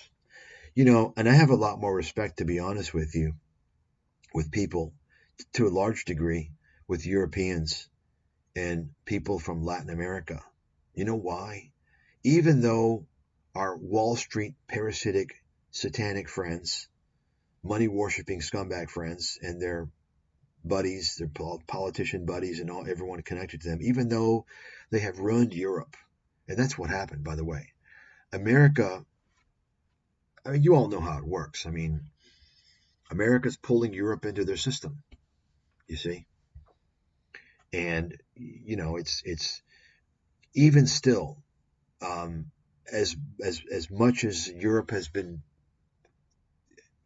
come closer to America in terms of how the economics and finances work. basically to fuck the consumers. Still, you still have people in Europe that will protest, right? You still have people in Latin America that will protest. They raise bus fares in Brazil. Guess what? When they raise the price of the buses, you know what happens? The Brazilians fucking riot. They take to the fucking streets. Why do they do that? So they're crazy. No. They're reminding the government, okay, they can't be pushed around. You see? In America, you've got all these gatekeeping scumbags, you know, the guys in the media, the talking heads. They make sure and tell you, oh, we have to have peaceful demonstrations. Folks, let me explain something to you. You know, sometimes you can't get your point across with a peaceful demonstration. Okay? You know what I'm saying? You know, that's, if you think about, for instance, if the people that are protesting, for whatever reason, if they're protesting, you can go back to let's say, after the financial crisis, and you had the sovereign debt crisis in Europe, and you had those people. If you don't take a look find the videos on ScamTube, people protesting there. Okay, they were burning down the cities. Okay, with all this austerity that these crooks, these political crooks, were imposing on the people for the crimes that the bankers committed. Those people are thinking to themselves, this is war, right? They're thinking this is war. The government is waging war on us. And they're right. Well, imagine if you're carrying out, if there's two countries that are having a war, and they're just like peaceful demonstrations. It's no longer a war. If one country is trying to take another country, and the country that's being taken says, okay, well, we want to be peaceful, and we want a peaceful demonstration. Guess what? They get taken. You understand what I'm saying? Now, that aside, I will say, you know, this whole January 6th thing, complete psychopathic fucking demonstration. Completely ridiculous, okay? Lunatics, and that's how you can tell that Americans are under complete mind control. They go and they protest. I would say, I don't know if you'd call it violent. I haven't really seen a whole lot of the footage. I would say, from what I've seen, I don't know if you would say it's violent, but certainly aggressive, certainly hostile, right? A hostile protest. When you're talking about that many people, nothing like what they do in Europe, obviously, okay? They'll fucking burn down the buildings in Europe. But for Americans, it's pretty aggressive, right? So you've got these people that organize and protest kind of for the first time. And what's it over? Is it because they realize they're being defrauded by the government? The government has sold them out for years, allowing corporations to send their jobs overseas and their wealth and their incomes and their future.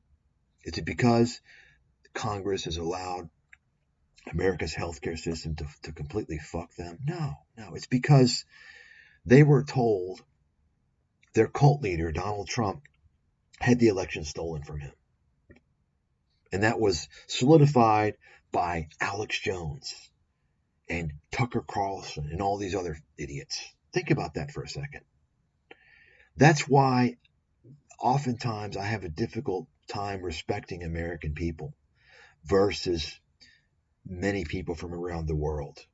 When you put things into context, Americans are complete fucking flakes, and they don't even realize it.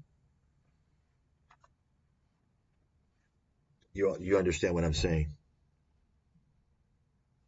right? Think about it for a second, folks. This is how under control people are. They've got them distracted with stupid fucking things. And meanwhile, now you look at these two candidates, it doesn't really matter who wins, right? They're both ready to send more money to Ukraine and Israel. They're both ready to send more money. Money that we don't have, that's going to put us further into debt. And guess what's going to happen? Congress is going to come back and say, we need to cut mandatory benefits, mandatory items, by law, they have to pay them, Social Security and Medicare and Medicaid. You understand? It's the same fucking song and dance. Americans never say, wait a second, you can't do that. You see? This is why it's I don't even like to talk to Americans. It's fucking stupid. They're fucking stupid. And I have to believe that, Europeans are going to become less and less informed. It's already happening. And they're going to become just as stupid. Once the leaders over there are taught the tricks, how to control the population from the media crime bosses. You see? That's what it's all about, folks. Complete control of the population by the media. That's what it's all about. The media is the problem. The media is the absolute fucking problem. The media creates your perception of reality. Your perception of reality. And today, media is everywhere. Media is YouTube. Media is Twitter, is all this shit. Right? Facebook. And you have all these groups on there and everybody, Folks, how come there's not all this fuss about jobs going overseas? How come, right? You understand? People say, okay, they'll mention it once or twice. When Trump talks about it, he'll talk about it just to get elected. This is something that should be talked about every fucking day if you understand what's happened. Okay? Or the healthcare situation. It's a complete farce. It's a complete scam. These are the issues that matter the most. Where's the jobs? How come people can't afford healthcare in America? Right? Corporate America fueled China. Corporate America facilitated China's rise in their military. Understand that. Corporate America funded China's hostile, aggressive military campaign. Without corporate America, it wouldn't happen. Oh, and I forgot. You greedy consumers who bought the dog shit from Apple, from HP, and all these companies that made their shit in China. You didn't bother to look at the impact. Well, guess what? I can guarantee you, people in other countries, they understand. You all didn't do it. You didn't do it. You didn't boycott Apple. You didn't boycott these companies. You kept buying their shit. Right? And now you see what's happened. Now people have to become Uber drivers. All these kids want to become YouTubers. You understand? Where's the fucking jobs? Okay? This is what needs to be fucking talked about. You got it? This is what you need to send to somebody. You got it?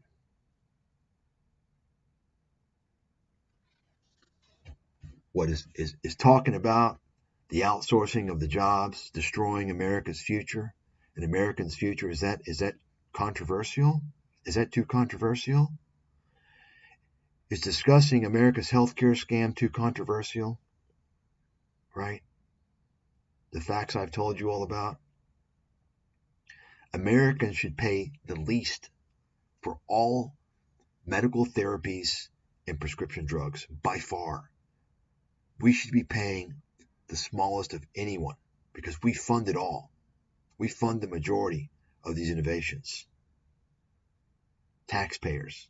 And guess what? We pay the most. Why? Because Americans don't know what the fuck's going on, so they don't protest. They believe they're talking heads on TV. They believe they're political leaders.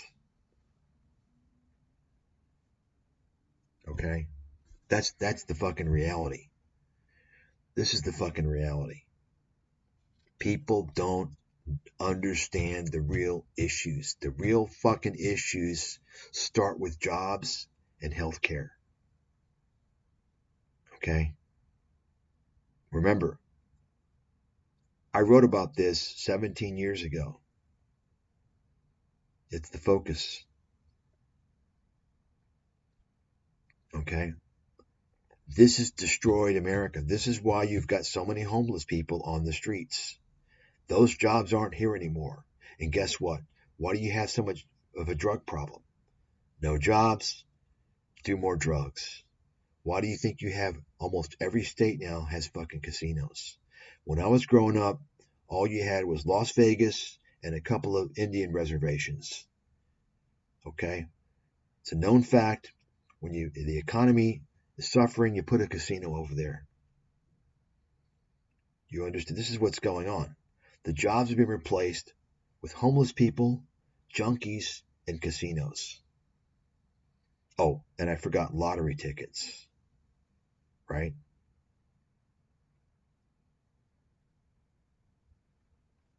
You all don't know. You go talk to your fucking parents and see what they say. You play this for your parents. Okay? You're all too young to know. You all don't know, man. This has been going on for decades. I warned about it. I warned about all aspects of it, from the economic aspect, national security aspect, okay?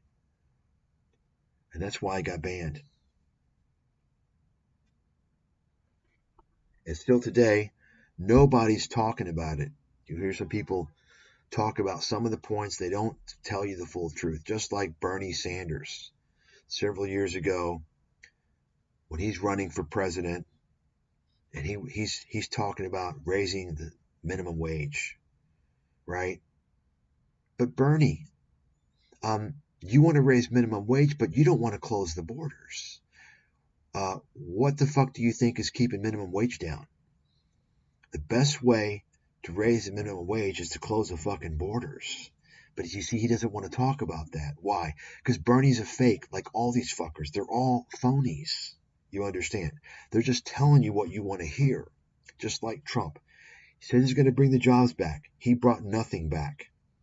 Says he's going to, send Hillary to jail, investigate Hillary. He did none of that. Says he's going to build a wall. He didn't build shit. You got it? They're all full of shit. Okay, that's just a fact. And, the people out there, you guys, this is the problem. This is why I say, why do you think they promote these talking heads? Why do you think, like I said, if they have exposure, it's for a reason. You understand now? Why do you think these guys have big exposure? The guys with the biggest exposure, why do you think so? Why? Think about it. Joe Rogan. Why? You're going to hear this on Joe Rogan? No. You're going to hear a bunch of fucking bullshit. Okay? Stupid crap that doesn't even matter. And disinformation. Right? What are you going to hear from Jordan Peterson? You understand? A bunch of horse shit. What are you going to hear from Elon Musk? Elon Musk is going to tell you whatever he can to make money for him. Okay? That's the reality.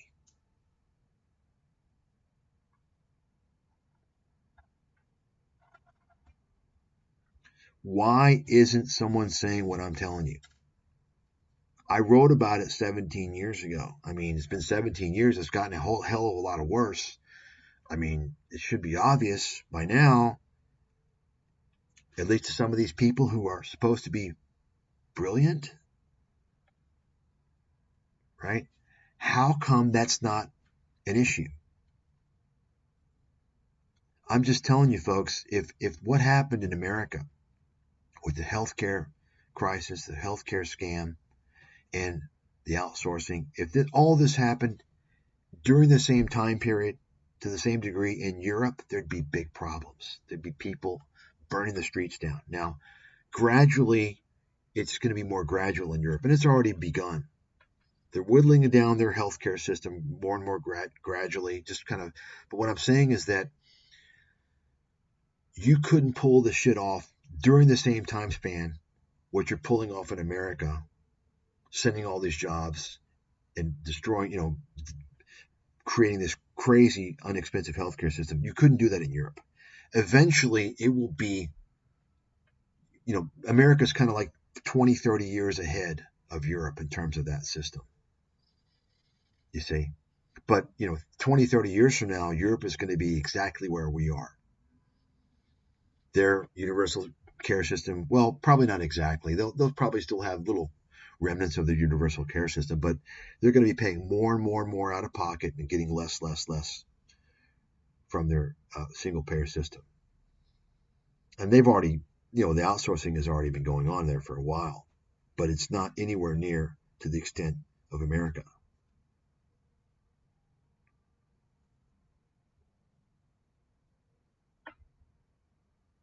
You see, that's what's going on. Basically, what's happening, this has been going on for quite some time, is you're seeing a convergence of the U.S.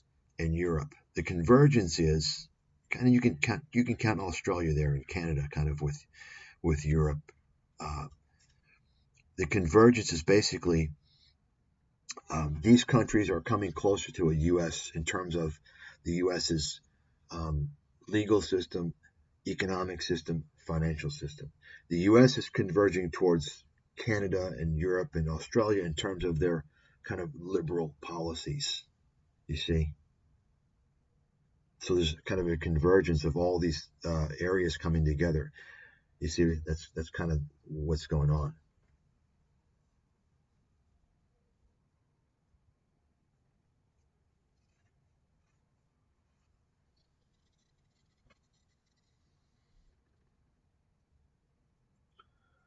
Folks, this is the critical shit, okay, that you're not going to hear anywhere else.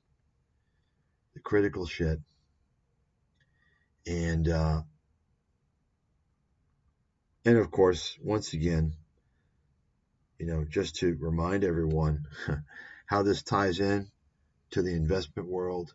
Once again, investor-centric markets, countries are going to be consumer unfriendly. The U.S. is the most investor-centric, the most investor-friendly country. I mean, you're going to hear different things, but I'm talking about the capital markets. In terms of its capital markets, right, it's the best for investors, right? And by the way, let me just mention this whole nonsense behind the tax cut, the corporate tax cut. That's complete fucking bullshit. Because everybody goes by that's the gross tax rate.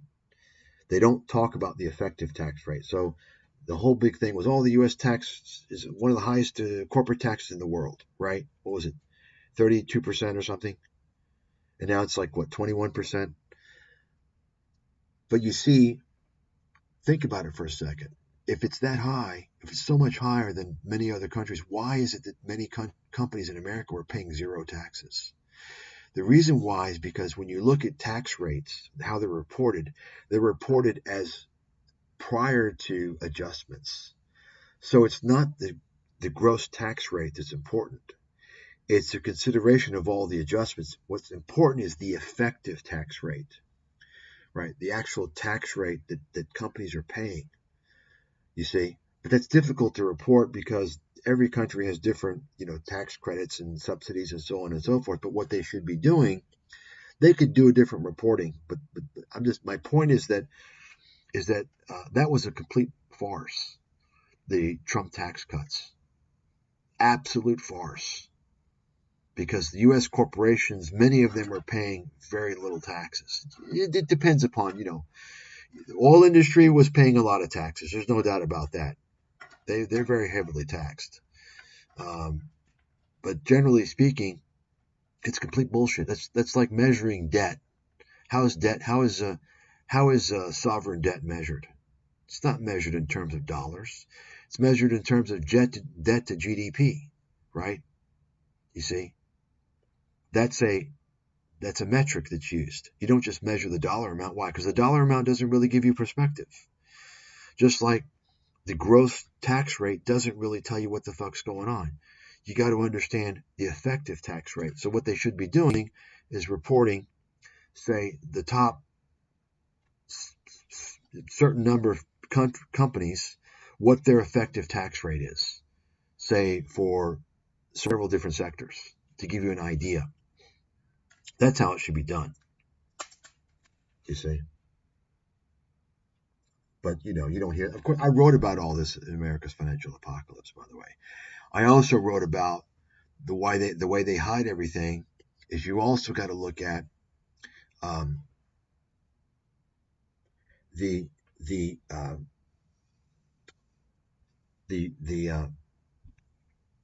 productivity gains, right? One of the ways that they have raised taxes over the years without people knowing it, and this is why the middle class and working class they've had very few gains, is because as the productivity of America has done quite well consistently for quite a long time, those gains have not been shared with the working and middle class.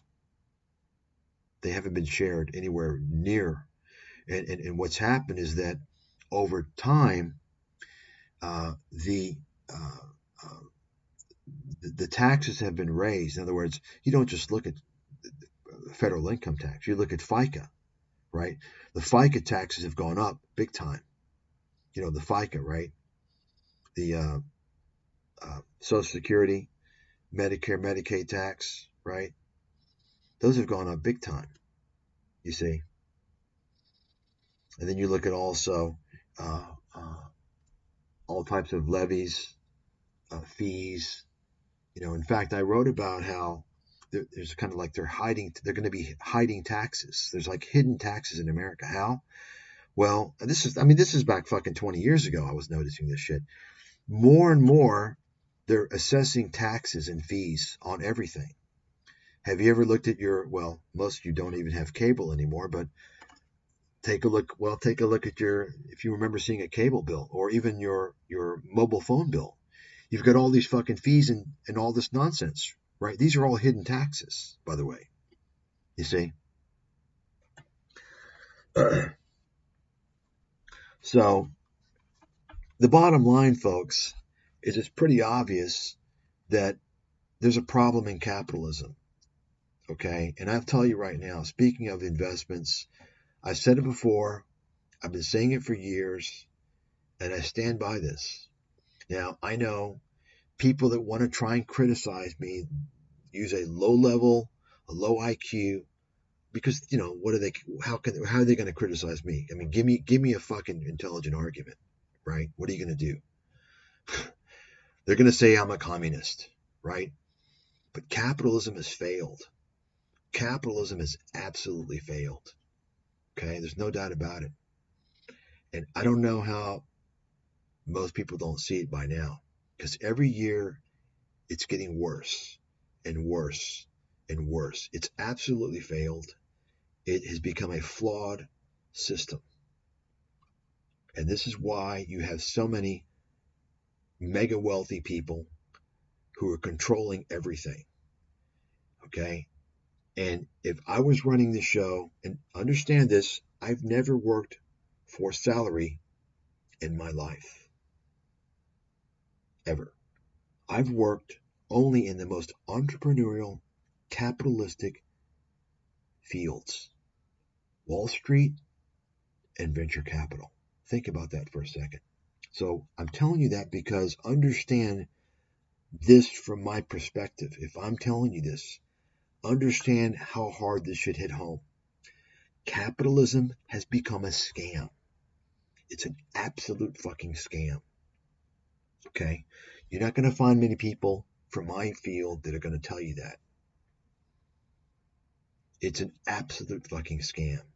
Did it begin that way? No. But over the past couple of decades, I would say what really turned things over was the dot-com bubble. I think that was the turning point. And of course, that was around, right around when NAFTA was launched, a few years after NAFTA was launched. And you had, people just making insane amounts of money for doing nothing. And, a great example, by the way, FYI, is, I call out Tom Nash as a Palantir pumper, right? Palantir is a great example. I would never even waste my time looking into the company, not only because it's not transparent, they don't want to fucking show you anything. I mean, I don't deal with black boxes, but also because I don't deal with companies where the CEO is treating it as as his own personal fucking banking account. The CEO has cashed out around $1.5 billion in stock from that company. The company just went public a few years ago, and he's already cashed out. He cashed out in the first year and a half, $1 billion. Think about that one. Sorry, I don't want to invest in a company where that's going on, by the way. Think about that. I wrote about the fraud behind executive stock options 17 years ago in my book. That's one of the things I wrote about, how it's a scam. It's absolute fucking fraud. So you mean to tell me that the executives don't know how the company's doing? You know how executive stock options work, right? There's window periods where you can get out of the stock. You can't do it like a few months before earnings. I mean, you think that when a company is indeed, you think these guys don't know? Of course they fucking know. So why don't they have stock options that, that you can vest like after 10 years or something like that? Why do you think so many of these failures, and most of the CEOs in these companies are failures, by the way, 99% of them 90% are absolute losers. And I would say 9% are okay, and then like 1% maybe are good. Most of them are just fucking losers. But guess what? They all have one thing in common. They all leave, whether they do well or they fail, they all leave very well paid. Think about that. Okay? Think about a guy like Elon Musk. Richest man in the world. How much is he worth? 200 billion. Okay? Set to be the first $1 trillion guy in 10 years. What's he really done? What has he done? Has he innovated anything? What has he done? I mean, think about it. What has he done? Like, he didn't even start Tesla, right? He bought it and kicked the guys out. You understand? He's constantly, high-noting everything and just complete bullshit, right? Any ideas he has, he gets from his engineers, and he calls himself an engineer, by the way, which is a joke, which is a fraud. I mean, you could actually consider him as much of an engineer as I consider Lex Friedman, which, someone was posting the other day, they said, oh, your book, America's Financial Apocalypse, is like a PhD thesis, right? Which, I think it is, actually. But I was thinking the other day, like, wait a second. Maybe it's like 3 or 4 PhD theses, considering it's, more than 500 pages, and considering that, the PhD engineer, Lex Friedman, his PhD thesis was like 40 fucking pages, double spaced. I mean, what? That's like an undergraduate thesis, dude. 40-page thesis for PhD engineering? Well, excuse me? That just confirms what I thought about the guy. There's something that doesn't make sense. This guy, I think he didn't do his fucking coursework. He got a pass. I mean, he's in the same department as his dad. It's clearly there's something going on. No doubt about it. You see? There's no doubt about it. But think about it for a second.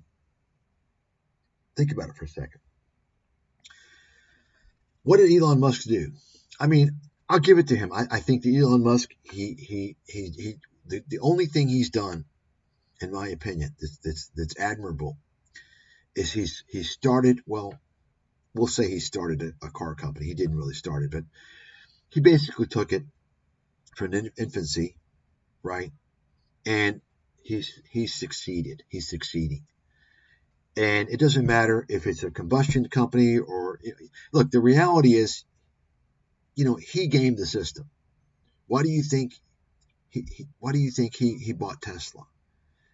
Because he knew he would be jumping all over the government subsidy gravy train. Okay? But still, look, starting a car company is fucking hard. It's very capital intensive. It's extremely difficult if you're not already kind of a conglomerate. It's extremely fucking difficult to do. Many probably would say it's impossible. Okay, so I will give him credit on that. He clearly, from an operational standpoint, that's good. But anything else, no, I don't, no, nothing. Yet you've got his fanboys that think he's like he's God. Okay, here's my point, folks. Let me explain something to you. Now,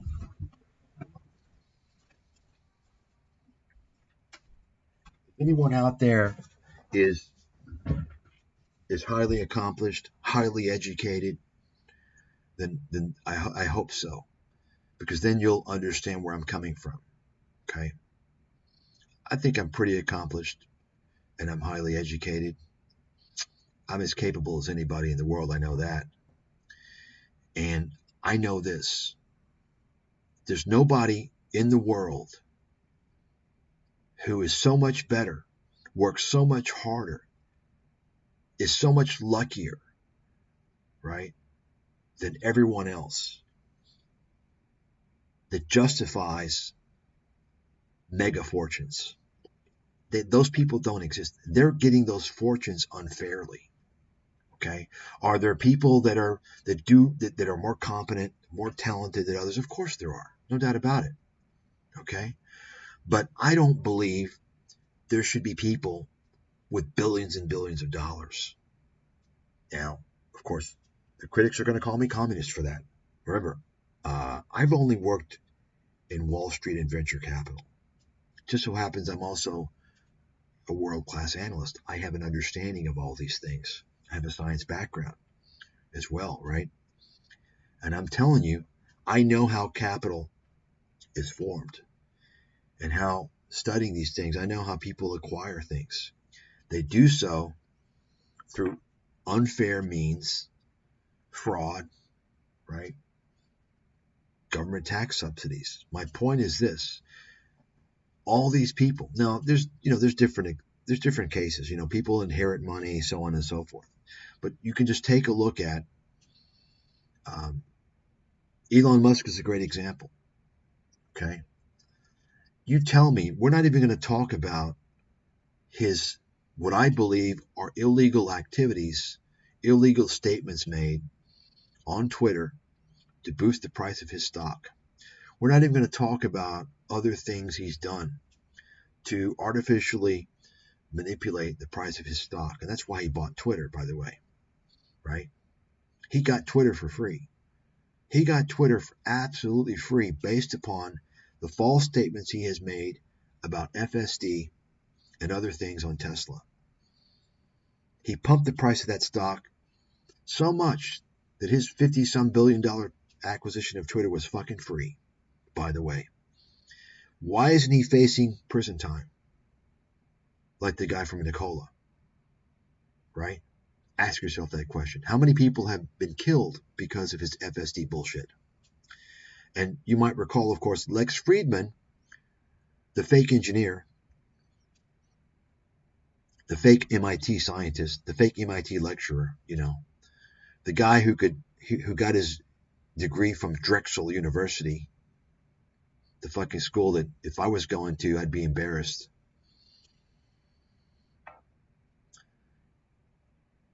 He promoted this FSD bullshit, Friedman did, came out, wrote some papers that were not peer-reviewed, published them as if they were fucking legit. He did that to get in good graces with Elon Musk. Lex Friedman is involved in this stock manipulation as far as I'm concerned. And He's probably a Mossad operative, just like Ben Shapiro, FYI.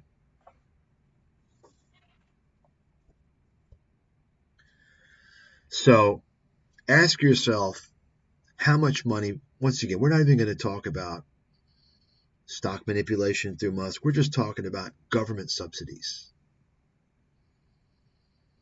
right? That's, if you're an American, that's your tax money. Think about that. Elon Musk was basically giving indirectly money to his customers that would buy his cars from taxpayers. And each car he sold enabled him to more closely reach the goals that he needed to get all this compensation. He achieved those goals largely through government funds, taxpayer money. Should he receive all this compensation? I guess he should, since, Pfizer and Merck and Amgen obtained most of their revenues from university-sponsored research, which was funded by taxpayers. I guess so, since Walmart and Home Depot, many of their employees, in some cases, in some cities, most of their employees are on welfare because they don't pay them enough money. So taxpayers subsidize their wages. You get what I'm talking about, folks? This is capitalism. This is our current system of capitalism. Tell me how that's right.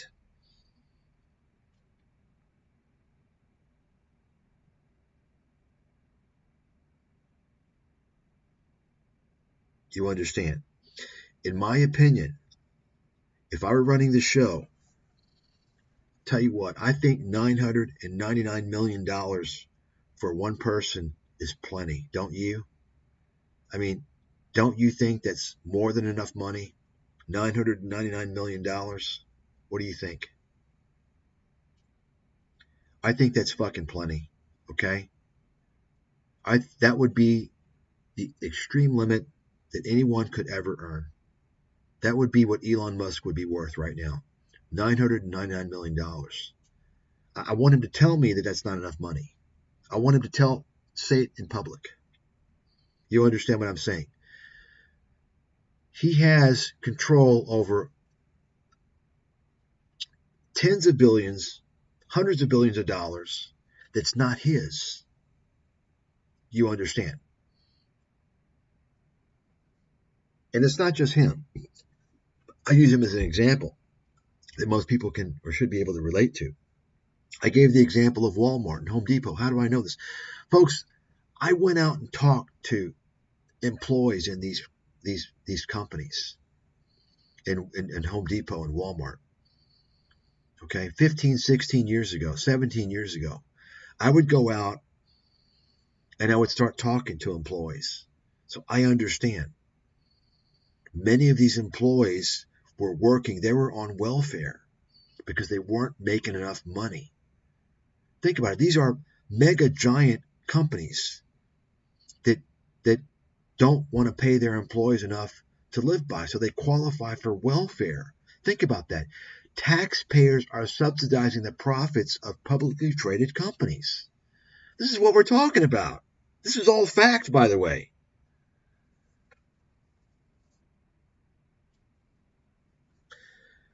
Apparently, you didn't see the video I made with Trump and Musk. You should look at it. I made a video basically said Musk played Trump. He completely played him. Okay. He got Trump to ask him to be, on his committee. Why? Because obviously think about it. Why do you think Elon Musk is now, he's a Trump, he converts to Trump. He wasn't a Trump supporter before, remember that? But guess what? Trump already won. He's got this big fan base, right? There's a good chance he's going to win. But guess what? Trump doesn't support the green machine, right? Trump isn't going to provide all these EV credits, is he? But Elon Musk, he's on his little advisory committee now. Of course he's going to get the money. It's all planned. You see.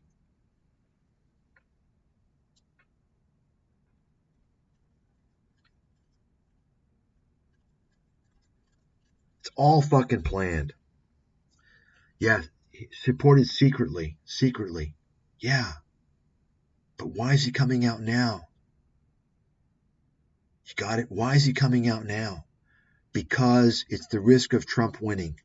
And his company's in fucking trouble. His company's been doing shit. You got it? Think about when Elon Musk did an about face. When did he do an about face? Elon Musk he only recently came out in full support of Trump, maybe within the past year, right? I mean, isn't that pretty much correct? Around that time, take a look and see when Tesla's been in trouble.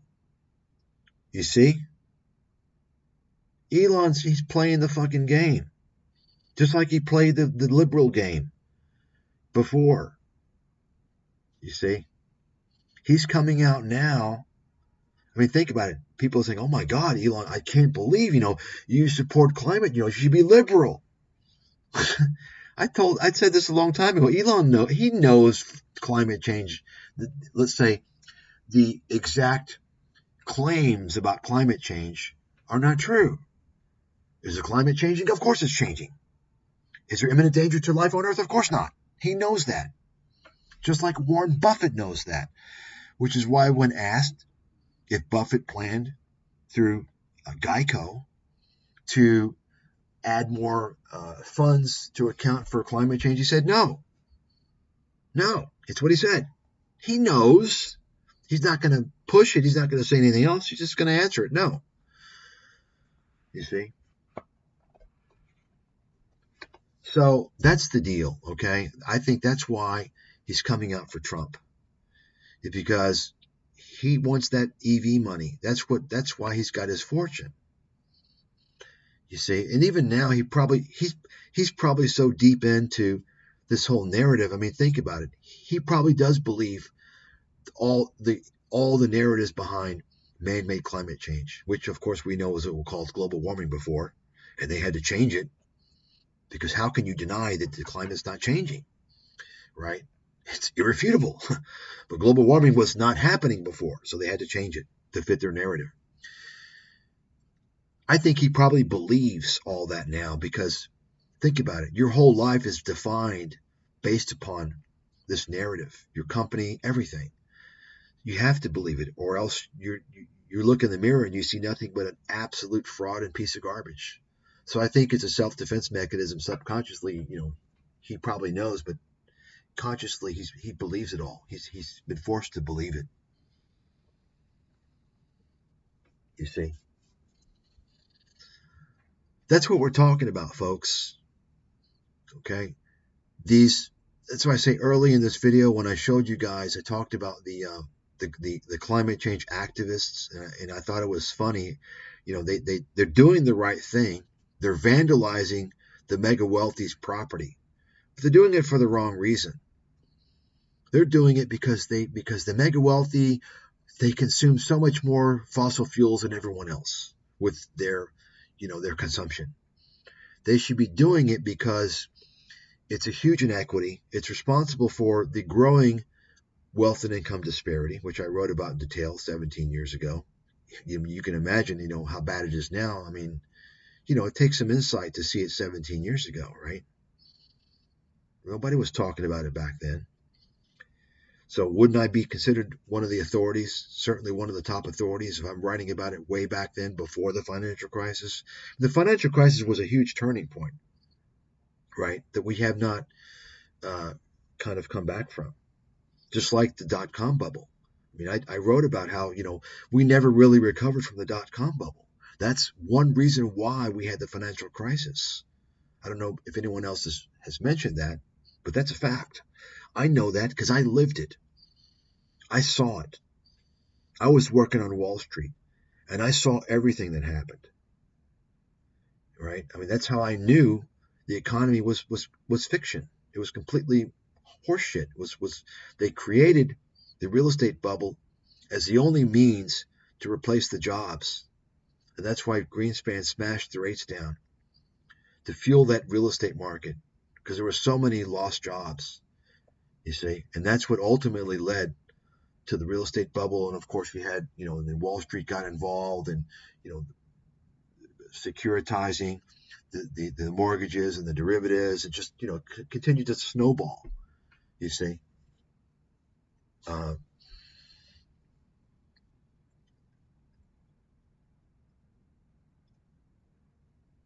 So, and of course, you don't hear anything about the EV cars. The batteries are not only are you potentially driving in a car that could potentially blow up and catch on fire, that the fire won't go out, right?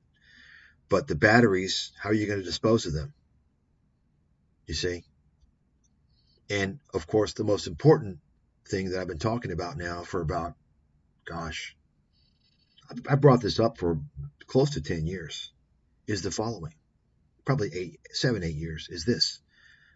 Somebody please explain to me how electric vehicles are lowering carbon emissions. Last time I checked, I did not notice any solar fucking panels on a Tesla. I mean, how come nobody's brought this up? Think about it.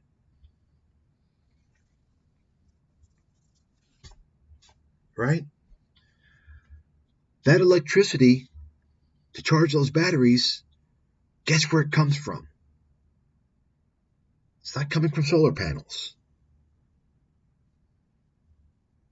Right? It's coming from combustion of fossil fuels. I mean, this overwhelmingly obvious fact is another example of how so many people are just fucking under mind control. They don't even see the obvious. Same thing with the healthcare system in America. So many obvious things. They don't even fucking see it. It's just amazing to me. But in my opinion, and I think, look, who can argue? Who's going to tell me that $999 million is not enough money? I think I'm being quite generous. Okay? I think I'm being quite fucking generous. That would be the cap on wealth. Now, you're going to hear some money worshippers, typically the libertarian people. Like, I've heard this argument from Peter Schiff about keeping taxes low. He's going to tell you, no, you can't raise taxes on the wealthy, because then it's not going to incentivize people to work harder and create businesses and productivity. No, Peter, everyone's not a fucking money worshiper like you. Peter, some people actually want to achieve. They like to do things as an accomplishment, maybe even to benefit society. Peter, see, people like that, he's completely out of touch. This guy's completely fucking out of touch with reality. He's so greedy and such a pathological money worshiper. He doesn't even understand how normal people think and behave.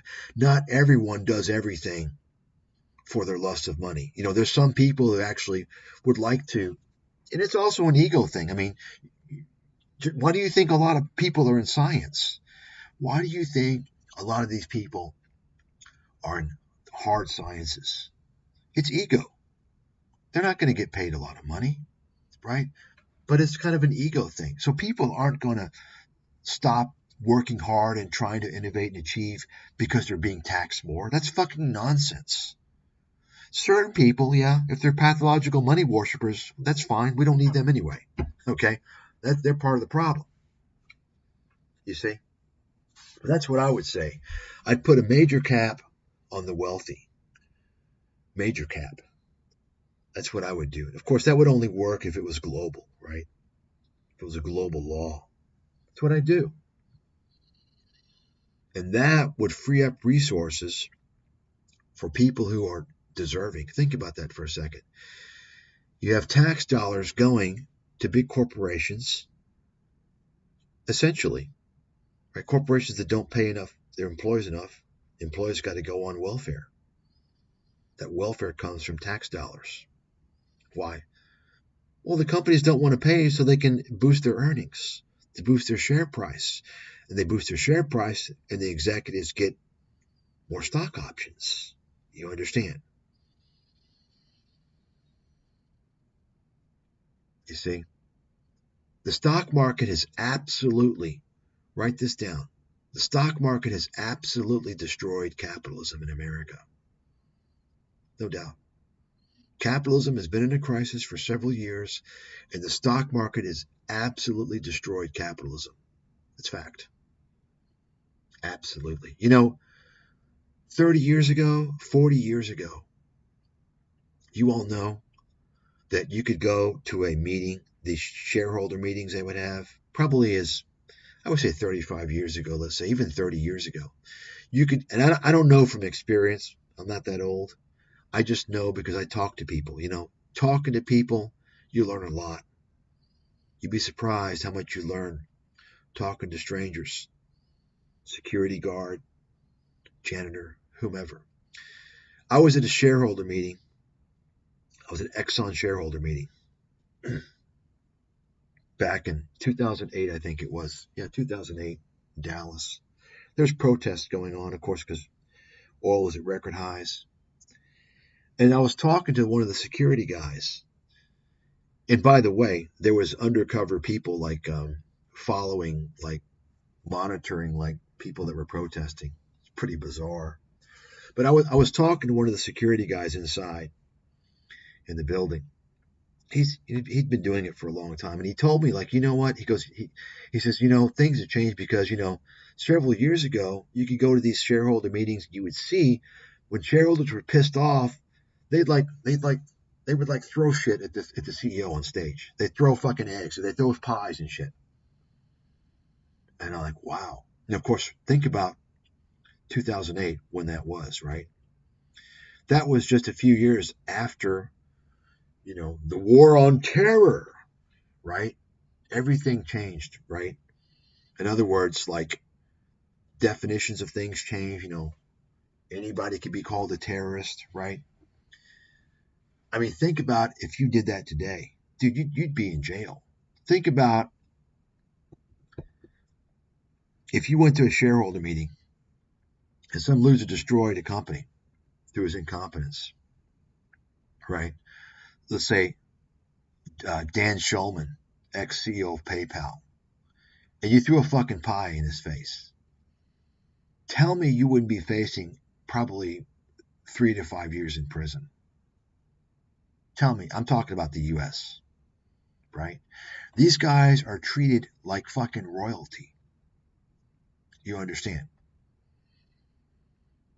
In fact, you might want to check on ScamTube. I'm pretty sure you can find the video of Bill Gates and someone, like, they throw a pie in his face. Like, he's getting ready to go inside somewhere. You can find it, I'm sure, right now. Go look for it. It's pretty funny. And also, I think, I want to say Steve Ballmer. Steve Ballmer? I think so. Like, he's talking. Someone throws something at him. Yeah, someone throws somebody in some European, some Eastern European country, some guy with some strong accent. He throws some shoes at him or something. He's like, Microsoft stole. They're stealing from us. It's pretty funny. It's funny, but, it's like, yeah, you want to see more of that. But, of course, you do that today, dude, you're going to jail. You're going to fucking prison, right? So that's what I would do, folks. That's really, it's kind of like America's healthcare. You can't fix it. You have to dismantle it. You have to completely dismantle it and create universal healthcare. That's the only way to fix it. That's the only way. Okay? You can't think you're going to fix this and that. And no. You have to completely dismantle it. Just like the wealth and income disparity. You can't just okay, well, we're going to raise a minimum wage and we're going to give you more welfare. No, it doesn't work. If you want to really fix it, you put a cap on these mega wealthy crooks. And that's what they are. They're stealing assets, money, labor from taxpayers. And they're doing it most of the time legally, right? Once again, Elon Musk, great example, right? A lot of these corporations, not to mention, by the way, how about all these corporations outsourcing overseas to sweatshops, including people that are imprisoned to do work? You do know, of course, China has prisons that are factories, right? You all do know that. I'm not saying all of them, but this is known that there are some prison facilities where they have people, make certain things. So, think about that. Once again, folks, the stock market has destroyed capitalism. No doubt about it. No doubt about it. No doubt about it. That's my view. Okay. I'm going to close this out. I'll take some related questions. Any related questions? Folks, this is the stuff you need to be sending out there. Okay, not to some clowns that I've exposed. I mean, they can go fuck themselves. That's all the drama. You send this stuff to the people that claim to be telling the truth and for the people, and ask them why they're not talking to me. Remember, I'm not just mouthing off. I wrote about this stuff 17 years ago. It's a long time to see this stuff, right? Things were not nearly as bad as they are today. I can guarantee you that.